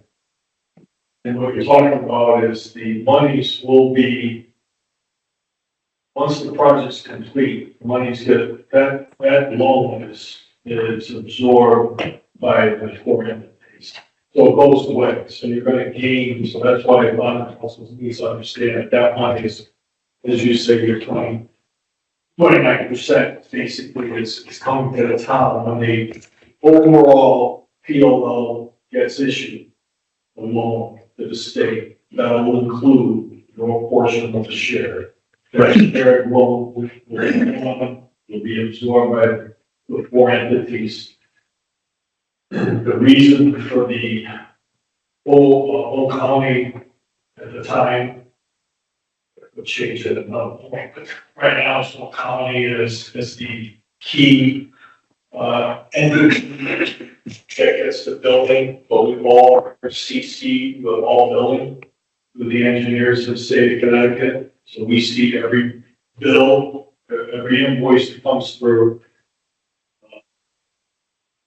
And Old County signs for it.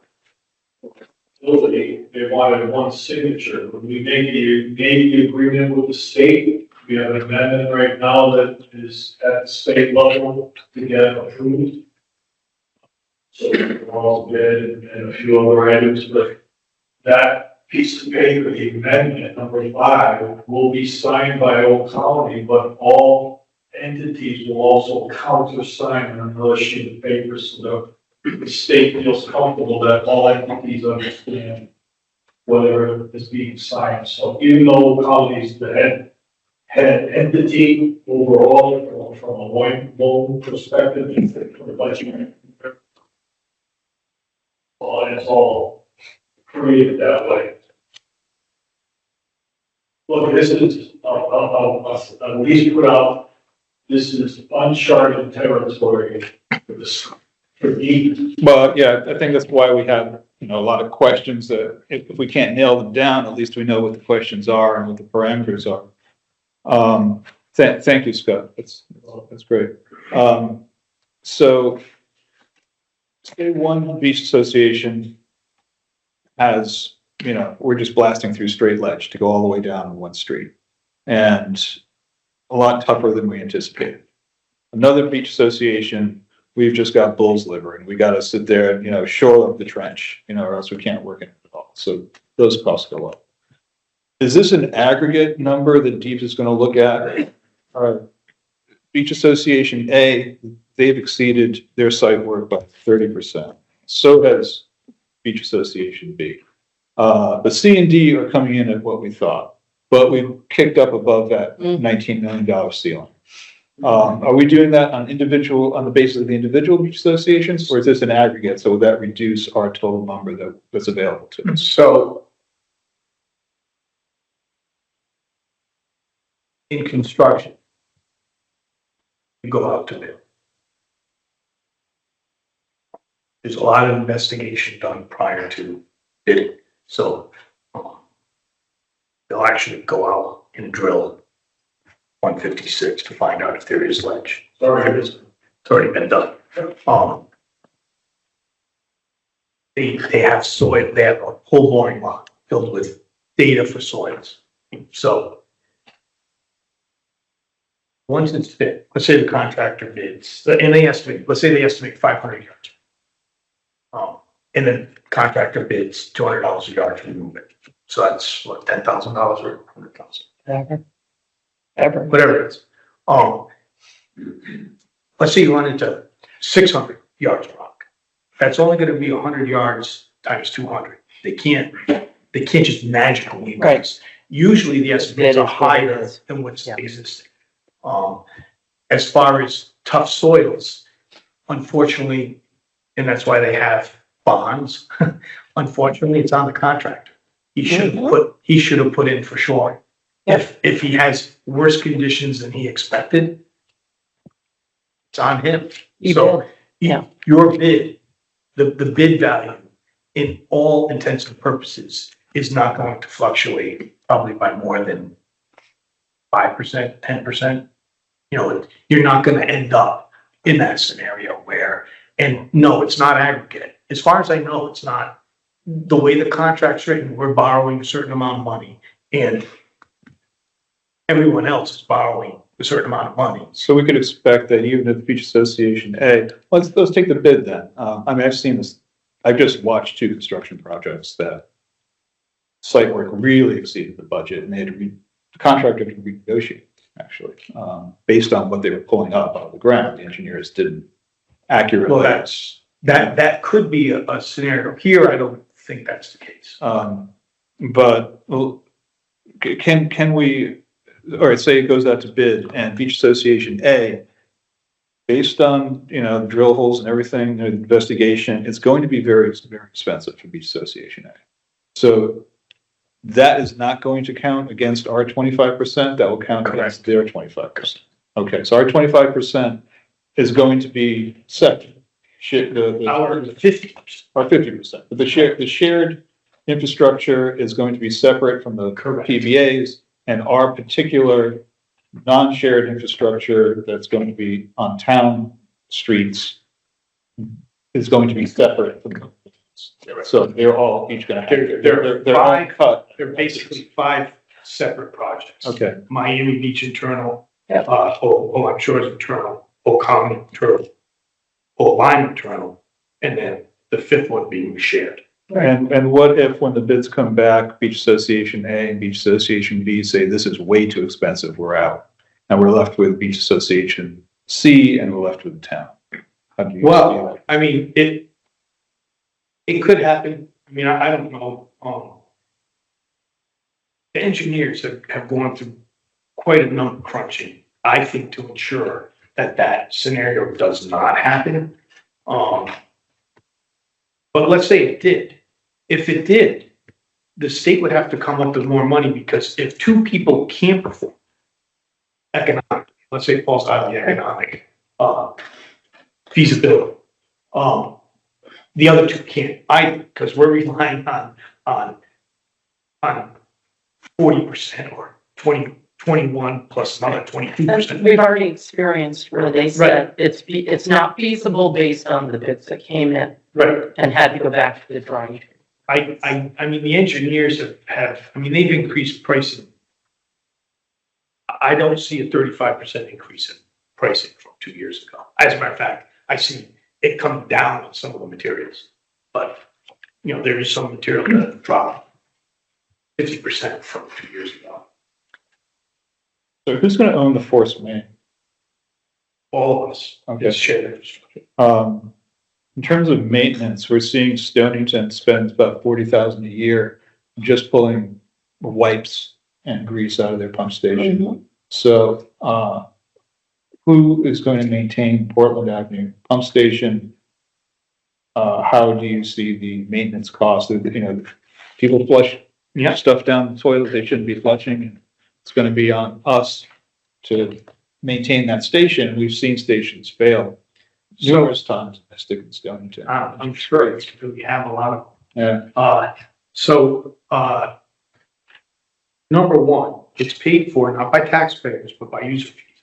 So that's a maintenance. So everyone in the beach association has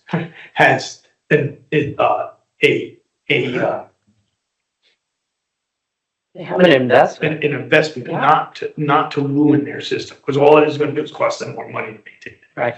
That's number one. I mean, a lot of people think you throw something down the toilet, it disappears. It doesn't necessarily. Stonington is an old system. I think they put theirs in the 70s, on the first clean water, actually 60s. I actually have pictures of my father-in-law putting in some of the first sewers in Stonington. So how do we do that? So we have a sewer ordinance that we have to get. We voted on it. I think there's some minor changes, but it's a sewer ordinance that basically tells everyone what you can and cannot put down into your sewer, and also says you're responsible for your line from your house to your property line. We're responsible for the property line to the sewer main, and we're responsible for this and other things. The pump station, there are many ways of designing a pump station that will limit clogs. I mean, they have no clog pumps now that are guaranteed for 5 years. I mean, there's the technology to avoid those situations is always improving and is far better than it was just 15 years ago. Well, the general question is who will maintain the system? And how will it be funded? So who will maintain the system? As a group, we have discussed, and the beach associations have really discussed, we were out of it because we weren't part of the group yet, but having East Line maintain our system. East Line Public Works, they are willing to do it for a fee. I think the fee was reasonable for everyone. And because our effluent is going to pass through East Line, that is an option. However, there are others. There's the old water manages New London's system. There's US Filter. There are many people that will come in for a fee and maintain your system. And I'm sure that's based off of age and other criteria. And who pays for it? That's part of that your user fee that Jude was talking about. That has to be included in that cost. So I just want to say that it's 7:20 and our presentation, 15 minutes has gone over. No, it's not. These are all, no, these are all very important questions. And I think that there's probably some more that we have. There is one thing I think that this time summary may be a little misleading perhaps because it says leads to signing the intermunicipal agreement. I would think that it might say with council instead of completed because people could read that we've already signed it and we have not. That is my fault. I took that from a previous, which we had signed IMA. Yeah. But we yes, we're not. Could you just update that for public use until we sign it? Okay. Because well, if you could change that and then when we send this out, okay, it'll be correct because I don't want people to get the wrong impression. And if you'll change that and then just send it to me tomorrow, that would be great. So what I'm thinking is with Bill permission. Boland had one question. I don't know if you want to take, I know it's late, but. Well, we usually don't, okay. See, the question was this, was that between now and you anticipated start, which is start in 2025. You look out there, what do you see as any major impediments to that start date? Permitting, litigation, or this or anything? What's the major milestone that has to happen in order for you to make that start date? I think all but one permit has been obtained.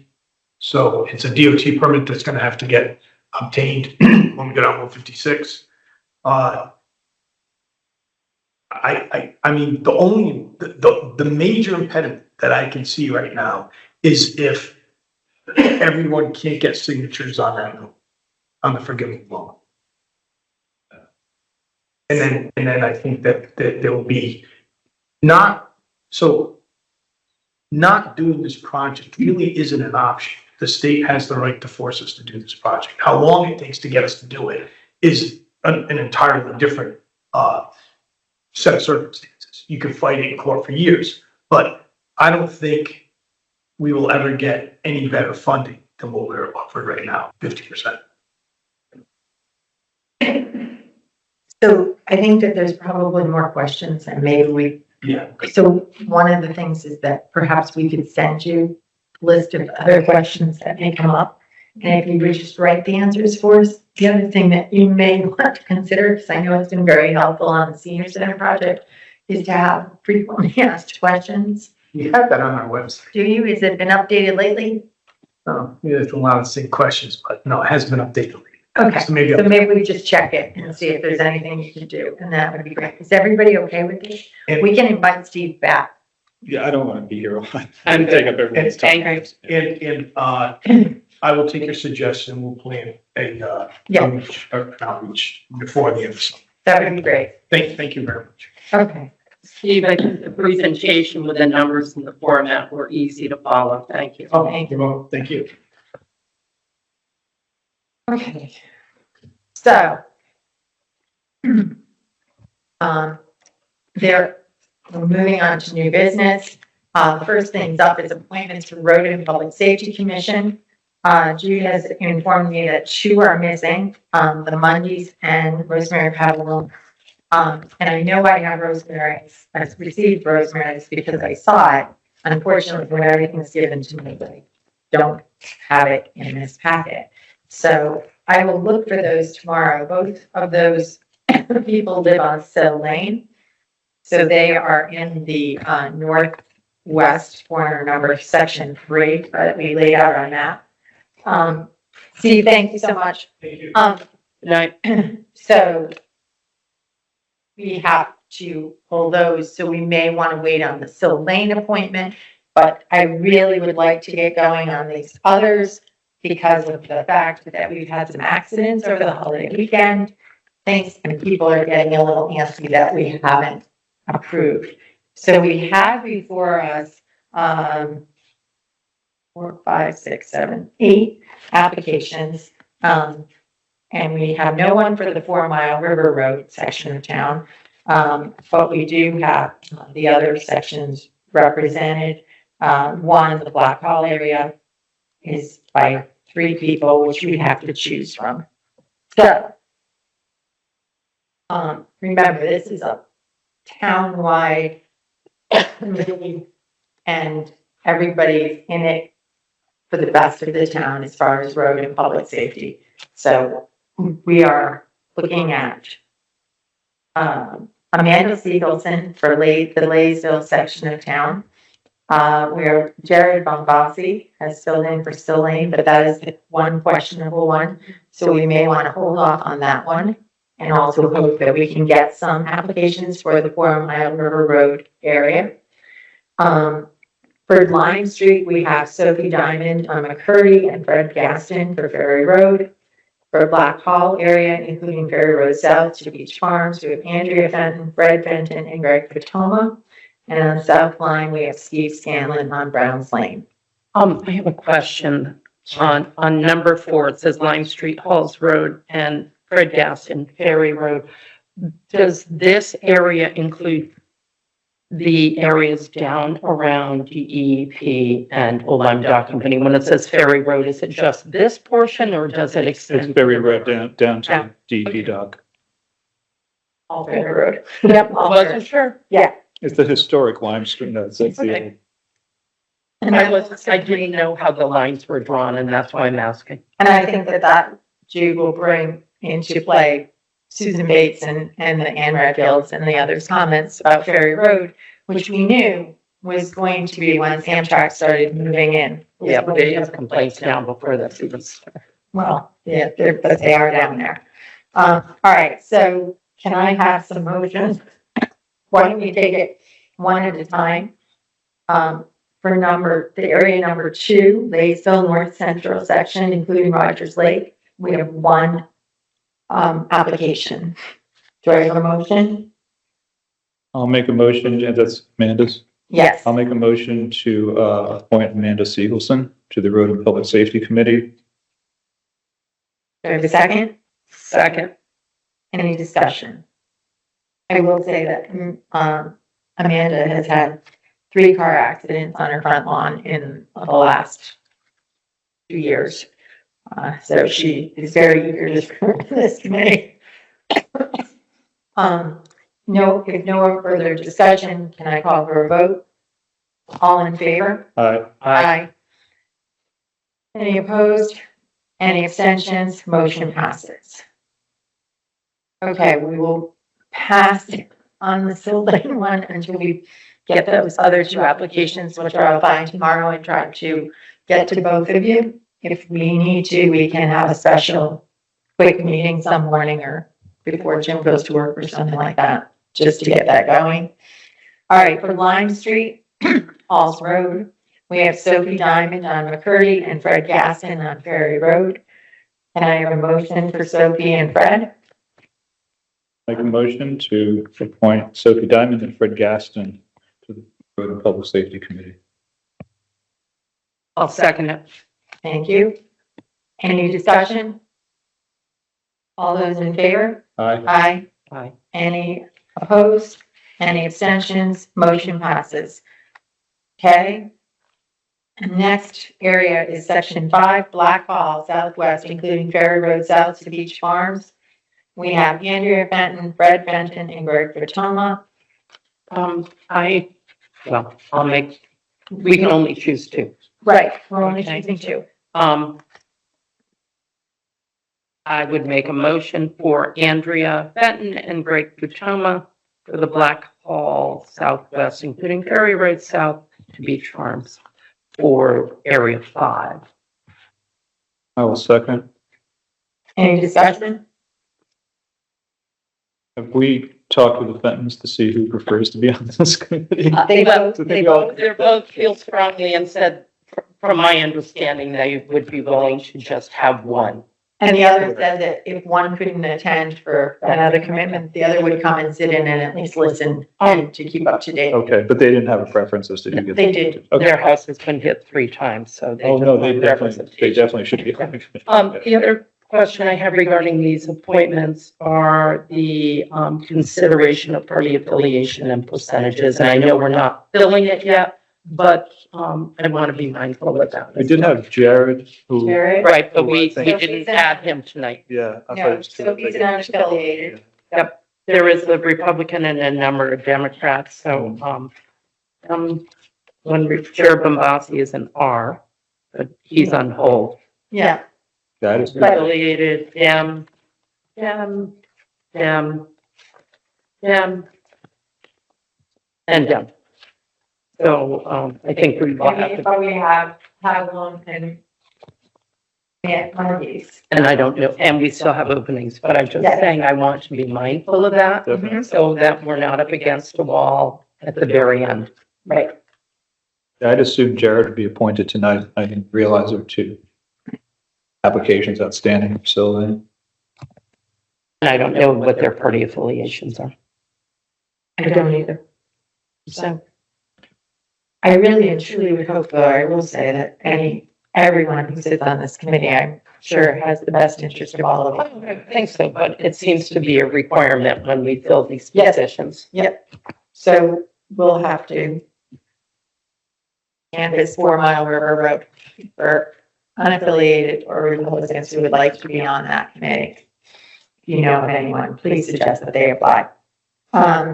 We have a motion on the floor for Andrea Fenton and Greg Fatoma. All those in Did you favor? make the motion? Sorry. Oh, okay. You did, Yes. did, Jim. All those in favor? Aye. Aye.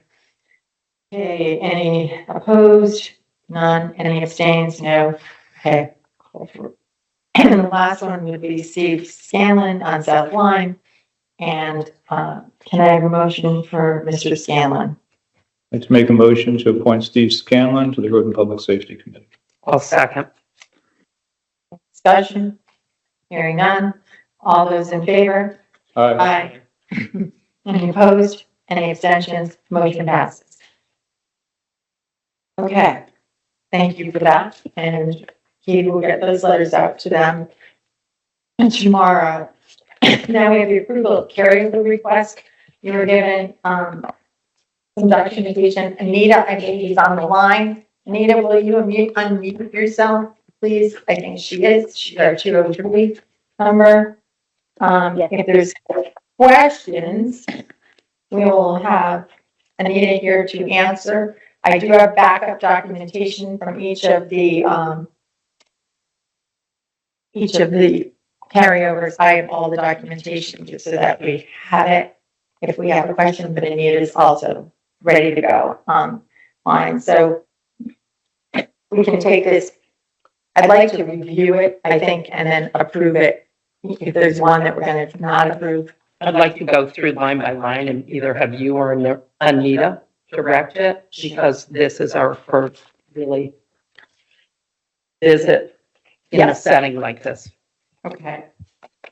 So, first one is, and I have to sign all of these. Oh, sorry, wait a minute, these aren't in order. I got to find the ones. They're all in order. Hang on. Anita, have you got your sheet with you?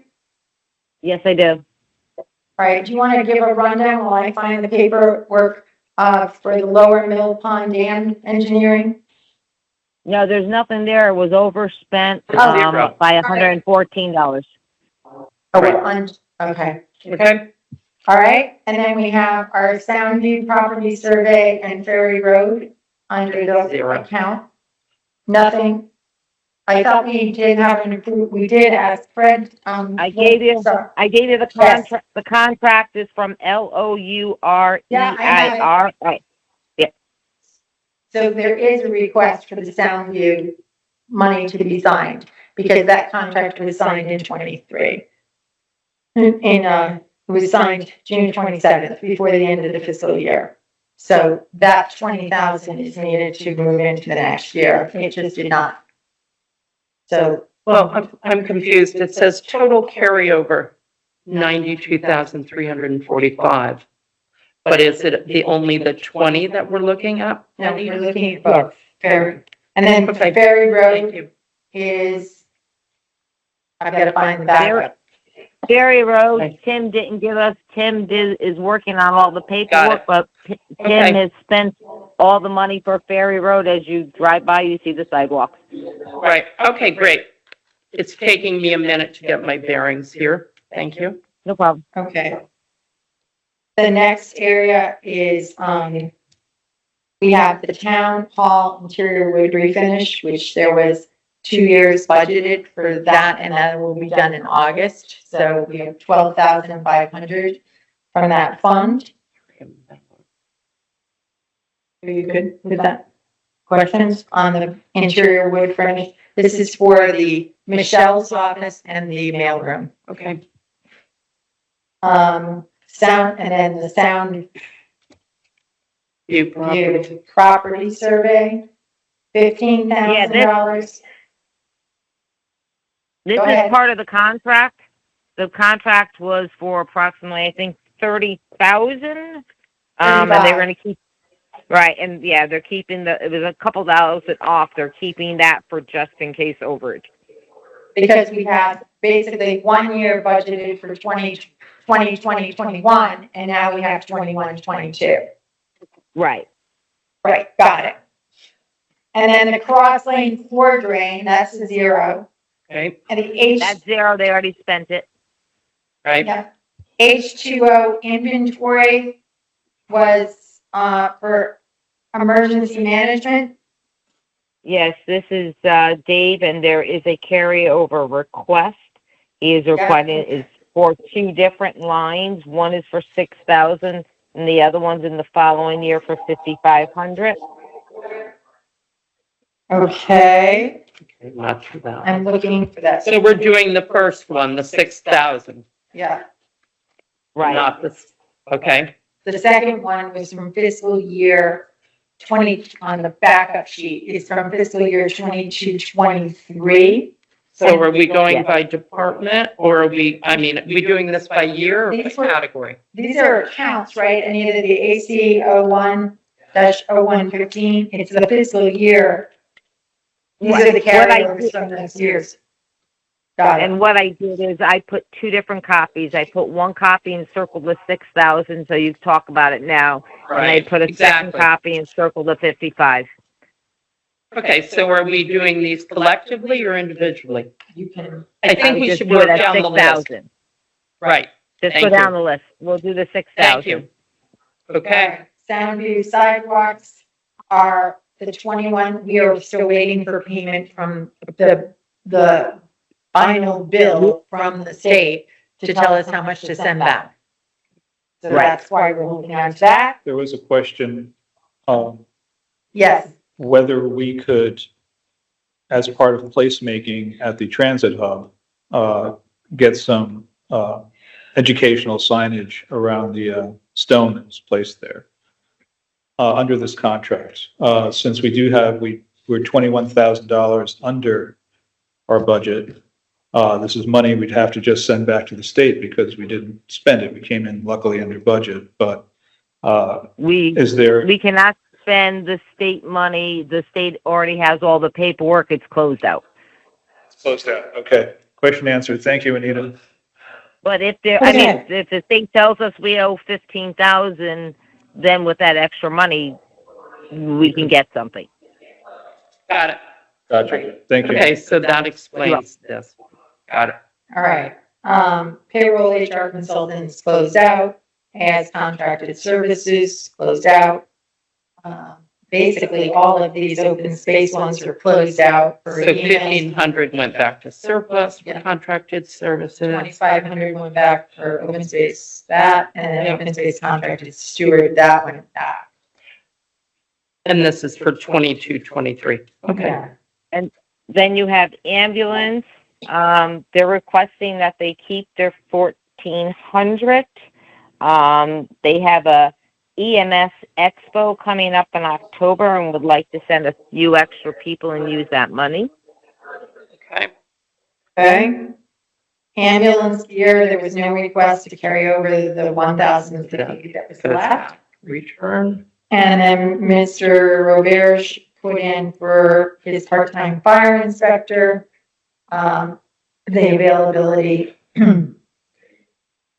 for request. I would like to know what the status is. I need a new status update. I received one in January. I have not received the one for the June as of yet. I'm not in favor of carrying this money over Okay.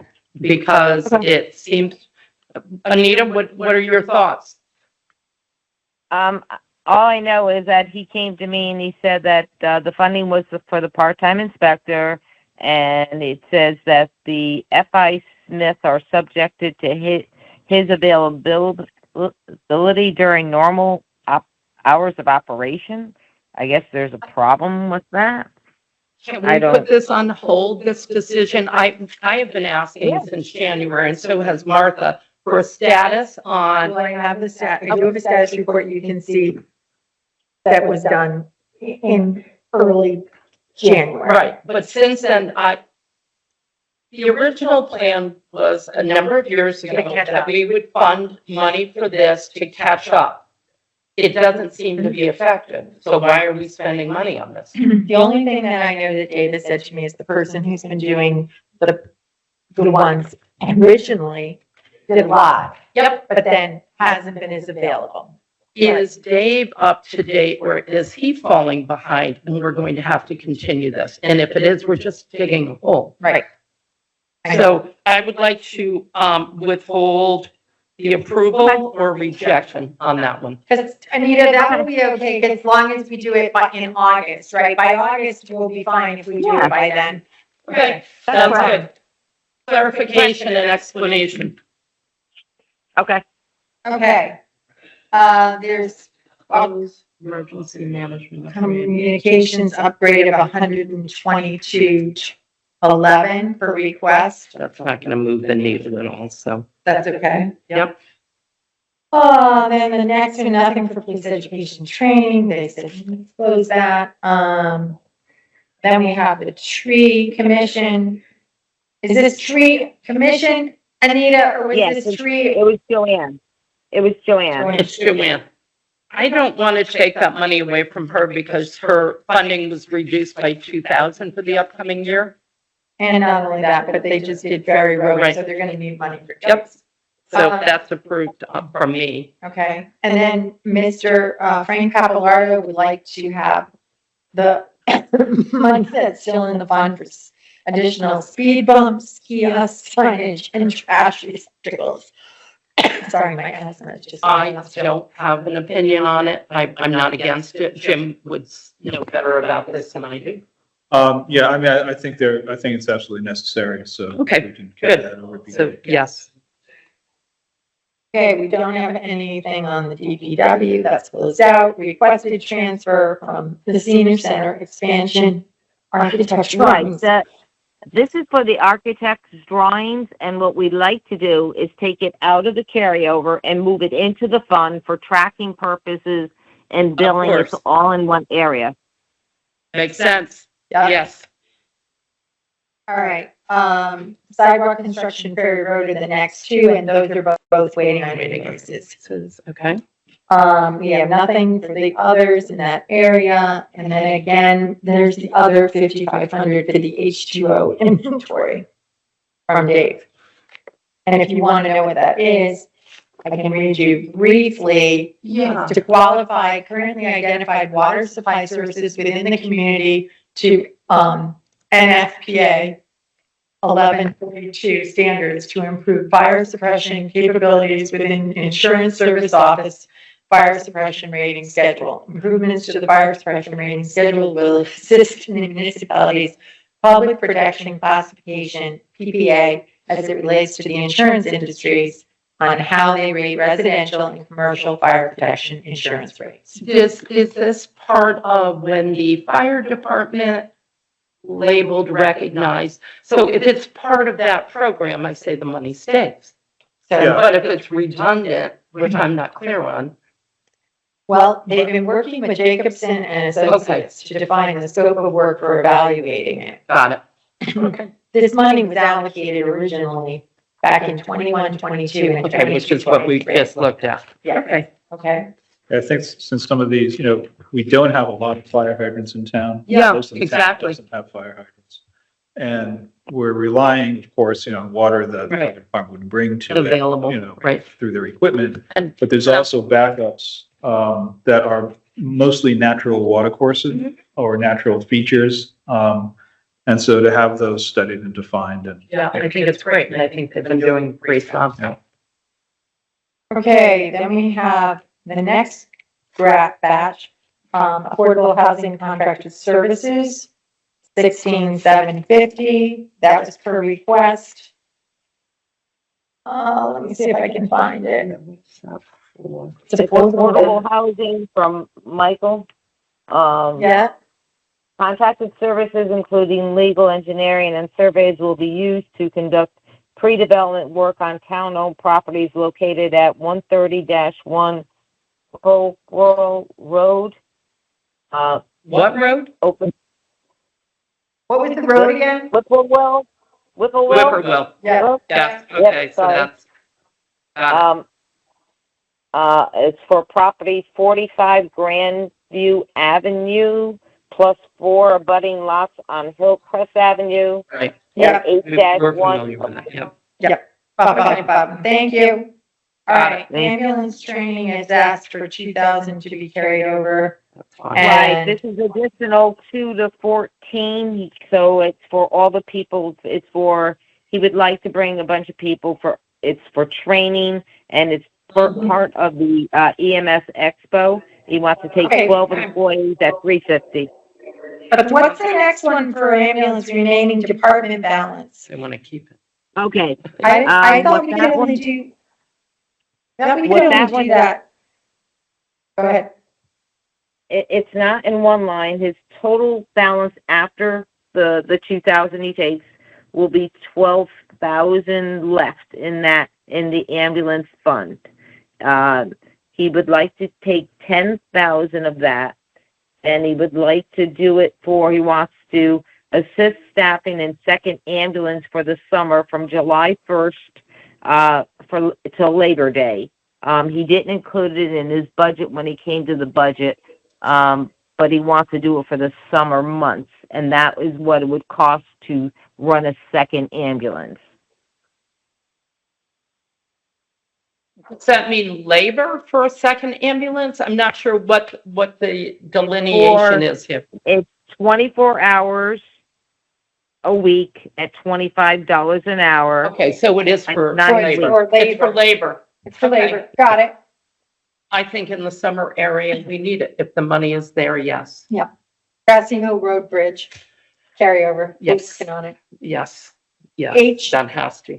HD, legal counsel. Historic district? Historic district. Yes, Yes. yes. Oh, It's only 500. yeah. Open space, Ferry Road Wildlife Refuge, 11,105, and their property stewardship to carry over their 8,500 that's left.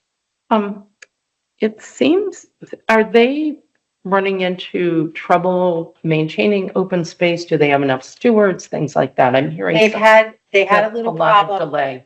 they had some equipment failure. So they're going out to buy a new trimmer, Okay, and along with some other little things that they needed to get a job done. okay, They had hired a new steward So I think it's up par. People are up to par.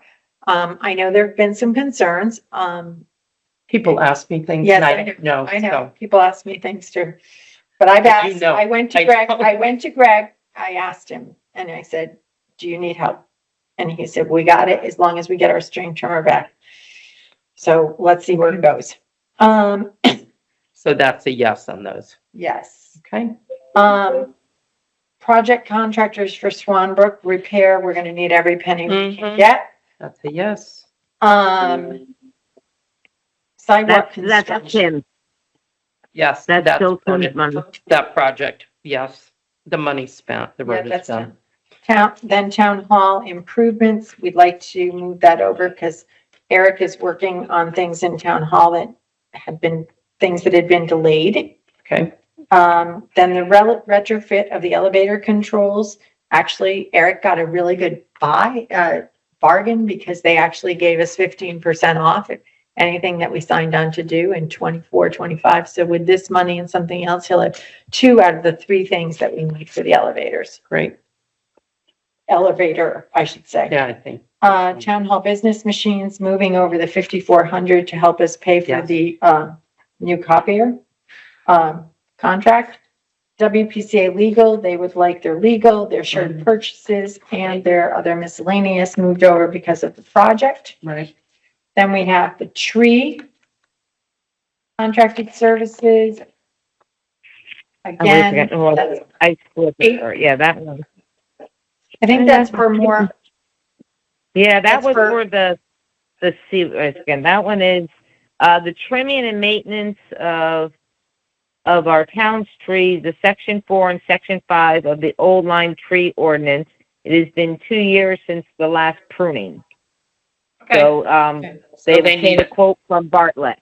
It's for trimming. Okay. She said she was getting a quote when we worked on her budget this year and didn't have the amount. So I think we need to leave that in there. okay. So now we have emergency management, and Anita, we are gonna need, because this is a lot of money we're asking to go Yeah, over. now this is also for his emergency management. This is the one that he gets reimbursed for. This is the one that we give it in his budget. He didn't spend it, but Millstone will reimburse him. Even for a different fiscal year? He stated yes. Okay, How about if we approve it, if it's only available for a Okay. different fiscal year, okay? I mean, Okay. I don't want to make a blanket statement and have it come back and bite us. Correct. and I can And get, then please remember this will go to Board of Finance tomorrow Oh, of night course too. it is. So I will be more They than will happy be to, I'm questioning. happy to get that answered Okay, for tomorrow night. good. And then he has And his then- communication. Go And ahead. the 99,000, it's the funding allocated for the architect and engineer costs for the design of the EOC expansion space at 189 Boston Post Road. Yep. That's good because that project's still going. And then the communications upgrade, non-reimbursable, 60,000. Yes, Is that for also for EOC? that's for the radios. Oh, the radios, yes. But, so we allocated it for the year 22, 23, and it was not used. No, So this is one of those programs, Jude, where we were going to buy radios and they were going to get reimbursed. Yep. Now it's non-reimbursed. So and it we were says gonna buy, it says supply chain issue from manufacturer and distributor is why it was delayed. I just feel uncomfortable approving all this EOC money, whether it's equipment or this one's emergency management. emergency management, without me having a clear understanding. Okay, So, You want to put that on hold? like it on hold or more clarification. yep, okay, hold Okay, that. And then we have fire crosslane electrical upgrade. That was approved a while ago. Yep, and I'm okay with town that. hall, I'm asking for the fixtures, furniture, and equipment to hold over 4,500 because my police station people need chairs, and we haven't been able to work them out. So this is for the town hall or the police? Well, they don't have a furniture budget, so I kind of feel like I have to help them out. There's no I don't furniture. have a problem with it, but I don't know that it should come out of the town hall budget. Well, I mean, I don't know if we reallocate or ask for we a probably, different line item or how we make it work. well, we've made one purchase. We had to get a new chair for Eric. We're going to need furniture also for Jill, for HR, once, Do we have a place for? yeah, as soon as senior center moves back. So she's sharing Amy Bonatti's Yeah. office now, and then she has also some space. She can be upstairs in the registrar's office when they're not in for office hours or not having an election. And I don't think it's really my It's place not to say how. but that's what we're trying to do, to just make sure that there's appropriate money set aside for those things, should it happen. So that's what we would like to do. So, Anita, do you want us to vote on these except for the hold? Yeah, that's fine. I mean, then it's gonna go to, tomorrow night, it's gonna go to the Board of Finance. Well, we're just approving it to go to Board of Finance tomorrow night, except for the holds. So the Okay. holds I have are on page 1, line 226. Yes. We're putting a hold on that. Yep. We are putting a hold on.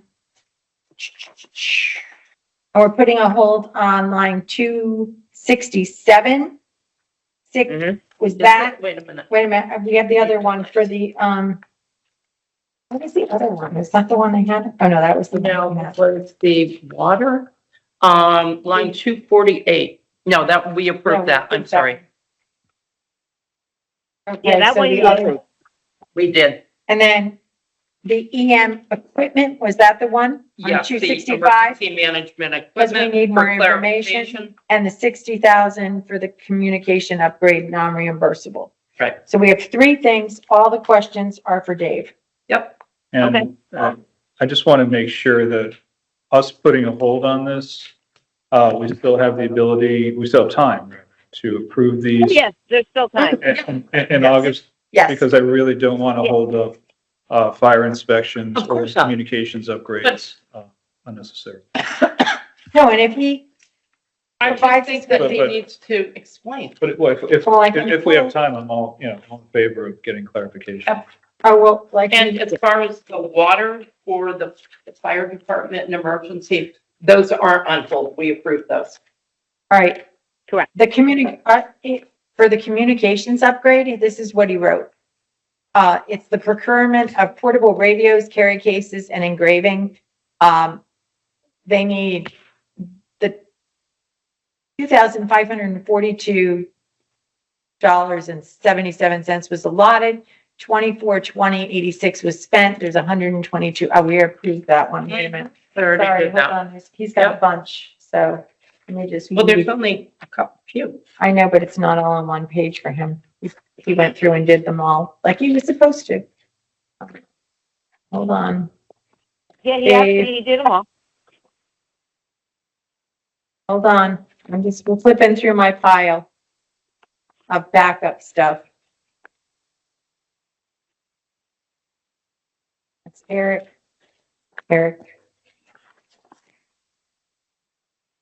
PCA. Okay. The 150,000 that we questioned. Right? Was the I thought we funding? approved it. No, that was the one we had we had a few questions. Yep. So it says here, funding is to support the millstone-related equipment, training, and maintenance purchases. Original allocation was 225, remaining balance is 150. They are waiting remaining invoices from vendors due to supply chain issues. So that's why he's asking to hold it over, because things are ordered, but the invoices haven't come in. Okay, if that is the reason, then I'm fine with it. Okay? But the purchases are being made within this fiscal year now of last year. And, so it's just a question of the invoices catching up with them. We're not issuing new purchase orders in the upcoming year for this. He says that they're waiting a supply chain issues, so I'm gonna assume he's placed an order. But I can still follow through Yeah, with questions. All right. The communication upgrade, non-reimbursable, what he says here is the funding was allocated for ongoing radio replacement on state Connecticut land mobile radio network. Radio replacement for public safety agencies such as fire, EMS, public works, and emergency management. They allotted 60,000, spent to date zero due to supply chain issues from manufacturer and distributor. This is an extremely long lead time from manufacturer due to delays in supply chain. Orders were placed in July of 2024, drawn from other funding sources, beginning to receive now. Order for $60,000 still awaiting delivery. But if it was ordered in July 24, that's now. He said Yeah, orders it's were placed in July, were drawn from other funding sources, and those are beginning to be received now. It doesn't make sense. I'll make some questions on that one. If the orders Okay. were placed and they have the money, then But if these are back ordered radios, I think Oh, yeah. it is very, no, I think we it's need very it. important that we, you know, But I want to approve that. clarify which year we're operating in, that the money was. right. Okay, Yeah. so we're okay with the 150? Is that what we agreed? Yep. Is that it? So that one's okay. We're putting the 60 on hold and the fire marshal part-time. 24, 25. Yep. Okay, Okay. so do we want to make a motion? Stay with me, Suzanne. Do we want to make a motion to that effect that we're moving this to approve these carryovers to the Board of Finance? Yes. With the With the exception exception of those two. of $62,425. Talking about lines, 226. 267 and And- line 226 Right, are put on hold pending clarification. right. Thank you, Jim. Nicely put. Okay, any further discussion? I will get those answers and I will send you an email once I have them, so that you'll be aware. I don't know if we'll have to come back and vote on that. Thank you. No, motion, Thanks, Anita. motion was from Jude, I believe. Yes. Jim seconded, Second, and we are, all those in favor? Aye. Aye. Any opposed? Any abstentions? Motion passes. Okay, so quickly on the Swan Brook Crib project update. For those that are here, thank you for all of us who are staying on with us. The retention pond grate is moving ahead. Tom Macknick is working on that, having that done. DACO was requested to provide some more construction documents, which Keith Nielsen is trying to do. Please remember, this project will have to go out to bid because most likely we will. Be more than 20. Yep, it's gonna be more than 20. Tandem Landing, the survey update. I have been in contact with the surveyor for almost 6 weeks. Mhm. They still have not provided the quote because of the fact that all the historical documentation had to be provided. So I have sent many things. I questioned the owner this morning and I said, I have a meeting at 5:30. He said, I'll have it to you this afternoon. And by the time I got off my computer at 5:15, it still was not here. So I am very concerned, and I know that there are people online that are also concerned. This is summer, people go on vacation, but we are doing our best, and I have emails to prove that I have been back and forth with them for quite some time. So as soon as I have it, and I'm also assuming this is going to be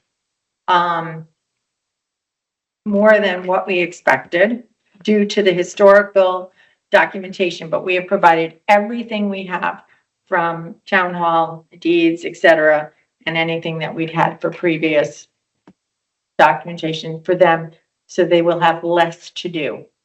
Is it a company we've used in the past? Are we familiar with these people? Yeah, and they are actually doing the sound view. They have a ton of documentation already on Old Lyme in their vault. Okay. So it provides them with more background information that they do not have to go searching. Okay, well, hopefully you'll hear from him. Hopefully I will. Okay, and the last thing is the update on low income housing. So I provided you with documentation from, The new verbiage. it's not new verbiage. You asked some questions. Okay, You sent some questions. yes. And Michael Carey and BJ were kind enough to weigh in. Okay. BJ does say in his notes that We both got shot down, Jude. Excuse me? So we both got shot down by the lawyers. the lawyers, Yeah, what else is there? We tried. basically, I feel like one of you, I think we acted in the best interest of the constituency, and BJ because the said, lawyer doesn't agree, doesn't mean the public doesn't feel that way. right, BJ just said that he wanted a little bit more flexibility because he did not want to, I'm trying to find my copy. Well, if someone complains, we say, go talk to BJ Or Mike Carey. or vote. Yep, I can't so find- this is for the next meeting. Got it. Well, the next town meeting, yes, but we haven't approved it yet, so we have to vote to approve it because we've put it on the table for questioning. So I think on the advice of legal, then I would make a motion to approve. we forgot bonding. We added it and then we forgot to skip over it. Okay, so we have a motion on the tax abatement. We're gonna have to go back to bonding. Sorry. Yeah, and if we're an old business, I have a couple questions.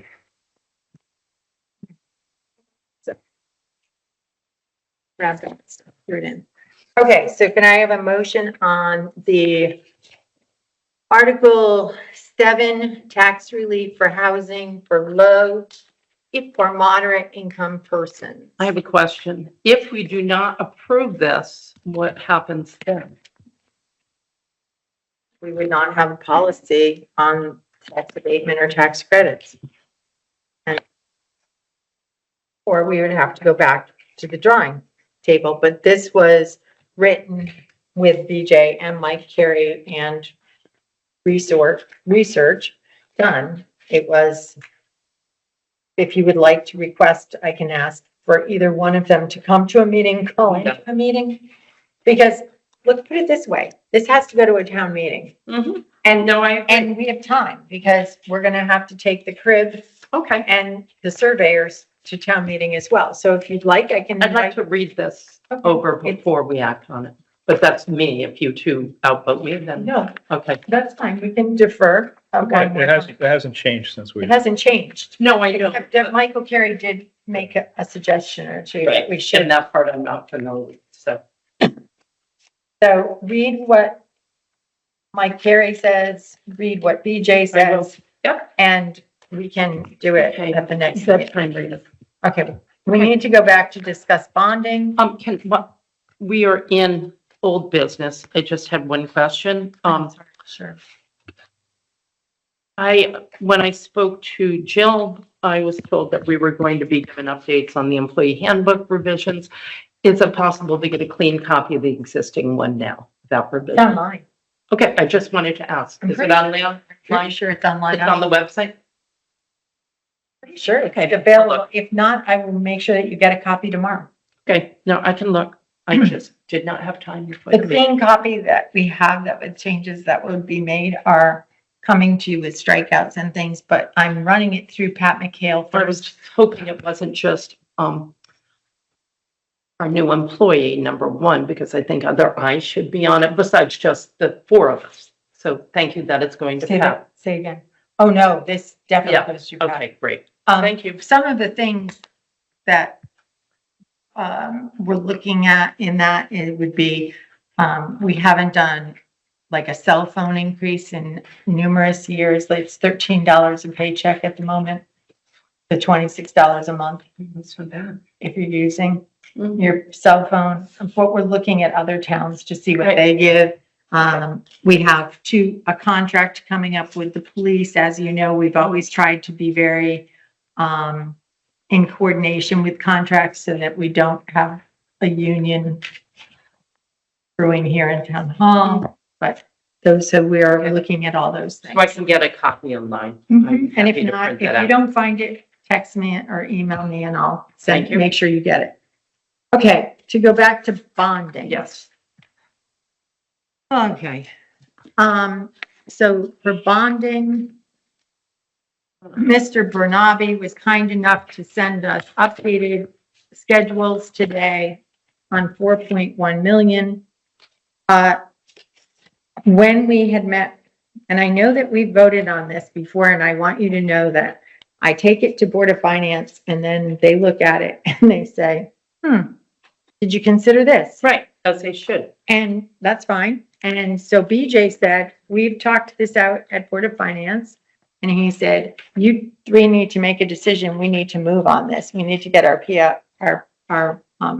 Mhm. Get it POS moving. out Yeah. and start moving on this, because if you look at this, if we start moving now, we would not we'd be getting the money around September. Well, Are we closing out? I appreciate getting the 10-year, and based on the fact that it would save us, About 400,000. yeah. between 400 and 810,000 500. over the, Excuse me, Jim? 810,000 versus the 20-year. Yeah, and, Well, 20-year, the Board of Finance didn't even consider 20. They Okay, so wanted to. 20 They should. 20 is out. I tend to lean towards a 10. I think it saves us money without having significant, I think the extra 100,000 a year, 80 a year is not going to really impact the mill rate, Okay. but that's my feeling on it. Anita, 20, I wouldn't even consider it. Anita, do you have any thoughts on that? Because I know you've been in discussions. I mean, 100,000 doesn't really make a difference, Right. in the overall picture. Yep, So, I mean, I'm good with 10 or 15, but you also, I can think of, if you go with 15 because you don't know what the school is doing, you can Right. always pay it early, they state.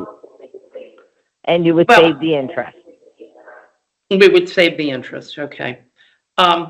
So there is Instead that of committing to option the that higher. if, Yeah. so if you committed to the higher, there is a way to pay it off early. And they said you could pay it, I believe, after 6 years, if I'm not mistaken. Well, what, And as you know, we just saw the one that I sent you yesterday, which came in Yeah. at what, 2.97 yeah, for 10 years. well, this is 3 for 10 years, which, Well, this is just an estimate of course. until it goes out. I would be in favor of the 10-year. Okay. Definitely not the 20. Oh, I agree, not 20. I agree. Yeah, I don't think we should be getting My recommendation. questions of the carry trade or, I mean, we're talking about, Exactly. yeah. One way or another, and yeah. Talking about 25 basis points on this, it's not really no, like a huge difference. Nope. So, yeah, we save the taxpayers money, we save the taxpayers. money. exactly. Um, It may be, We take the hit in the beginning. Yep. But then we save money. but it's not that big of a hit. As Anita said, 100,000 is not on the size of the budget we have. Right. So my recommendation would be the 10. And I would make a motion. Do we make a motion or just we're recommending? No, we are making the decision. That's I what say BJ 10 told me. years. Thank you. And I'll stand behind. I'll second. Okay, Jude. Yep. For 10. Jim, seconds. Any further discussion? All those in favor? Aye. Aye. Any opposed? None. Any abstain? No. We're good to go with 10. And I will send that to Barry tomorrow and he will finalize paperwork and things with Anita. Thank you, Anita. Thank you very much. All right, I need Thank a motion to adjourn. I'll make a motion to adjourn. Thanks. Thank you, Jim. I'll second. Jim, Jude, is there any further discussion? Okay, all those in favor? Aye. Aye, we are adjourned at 8:15.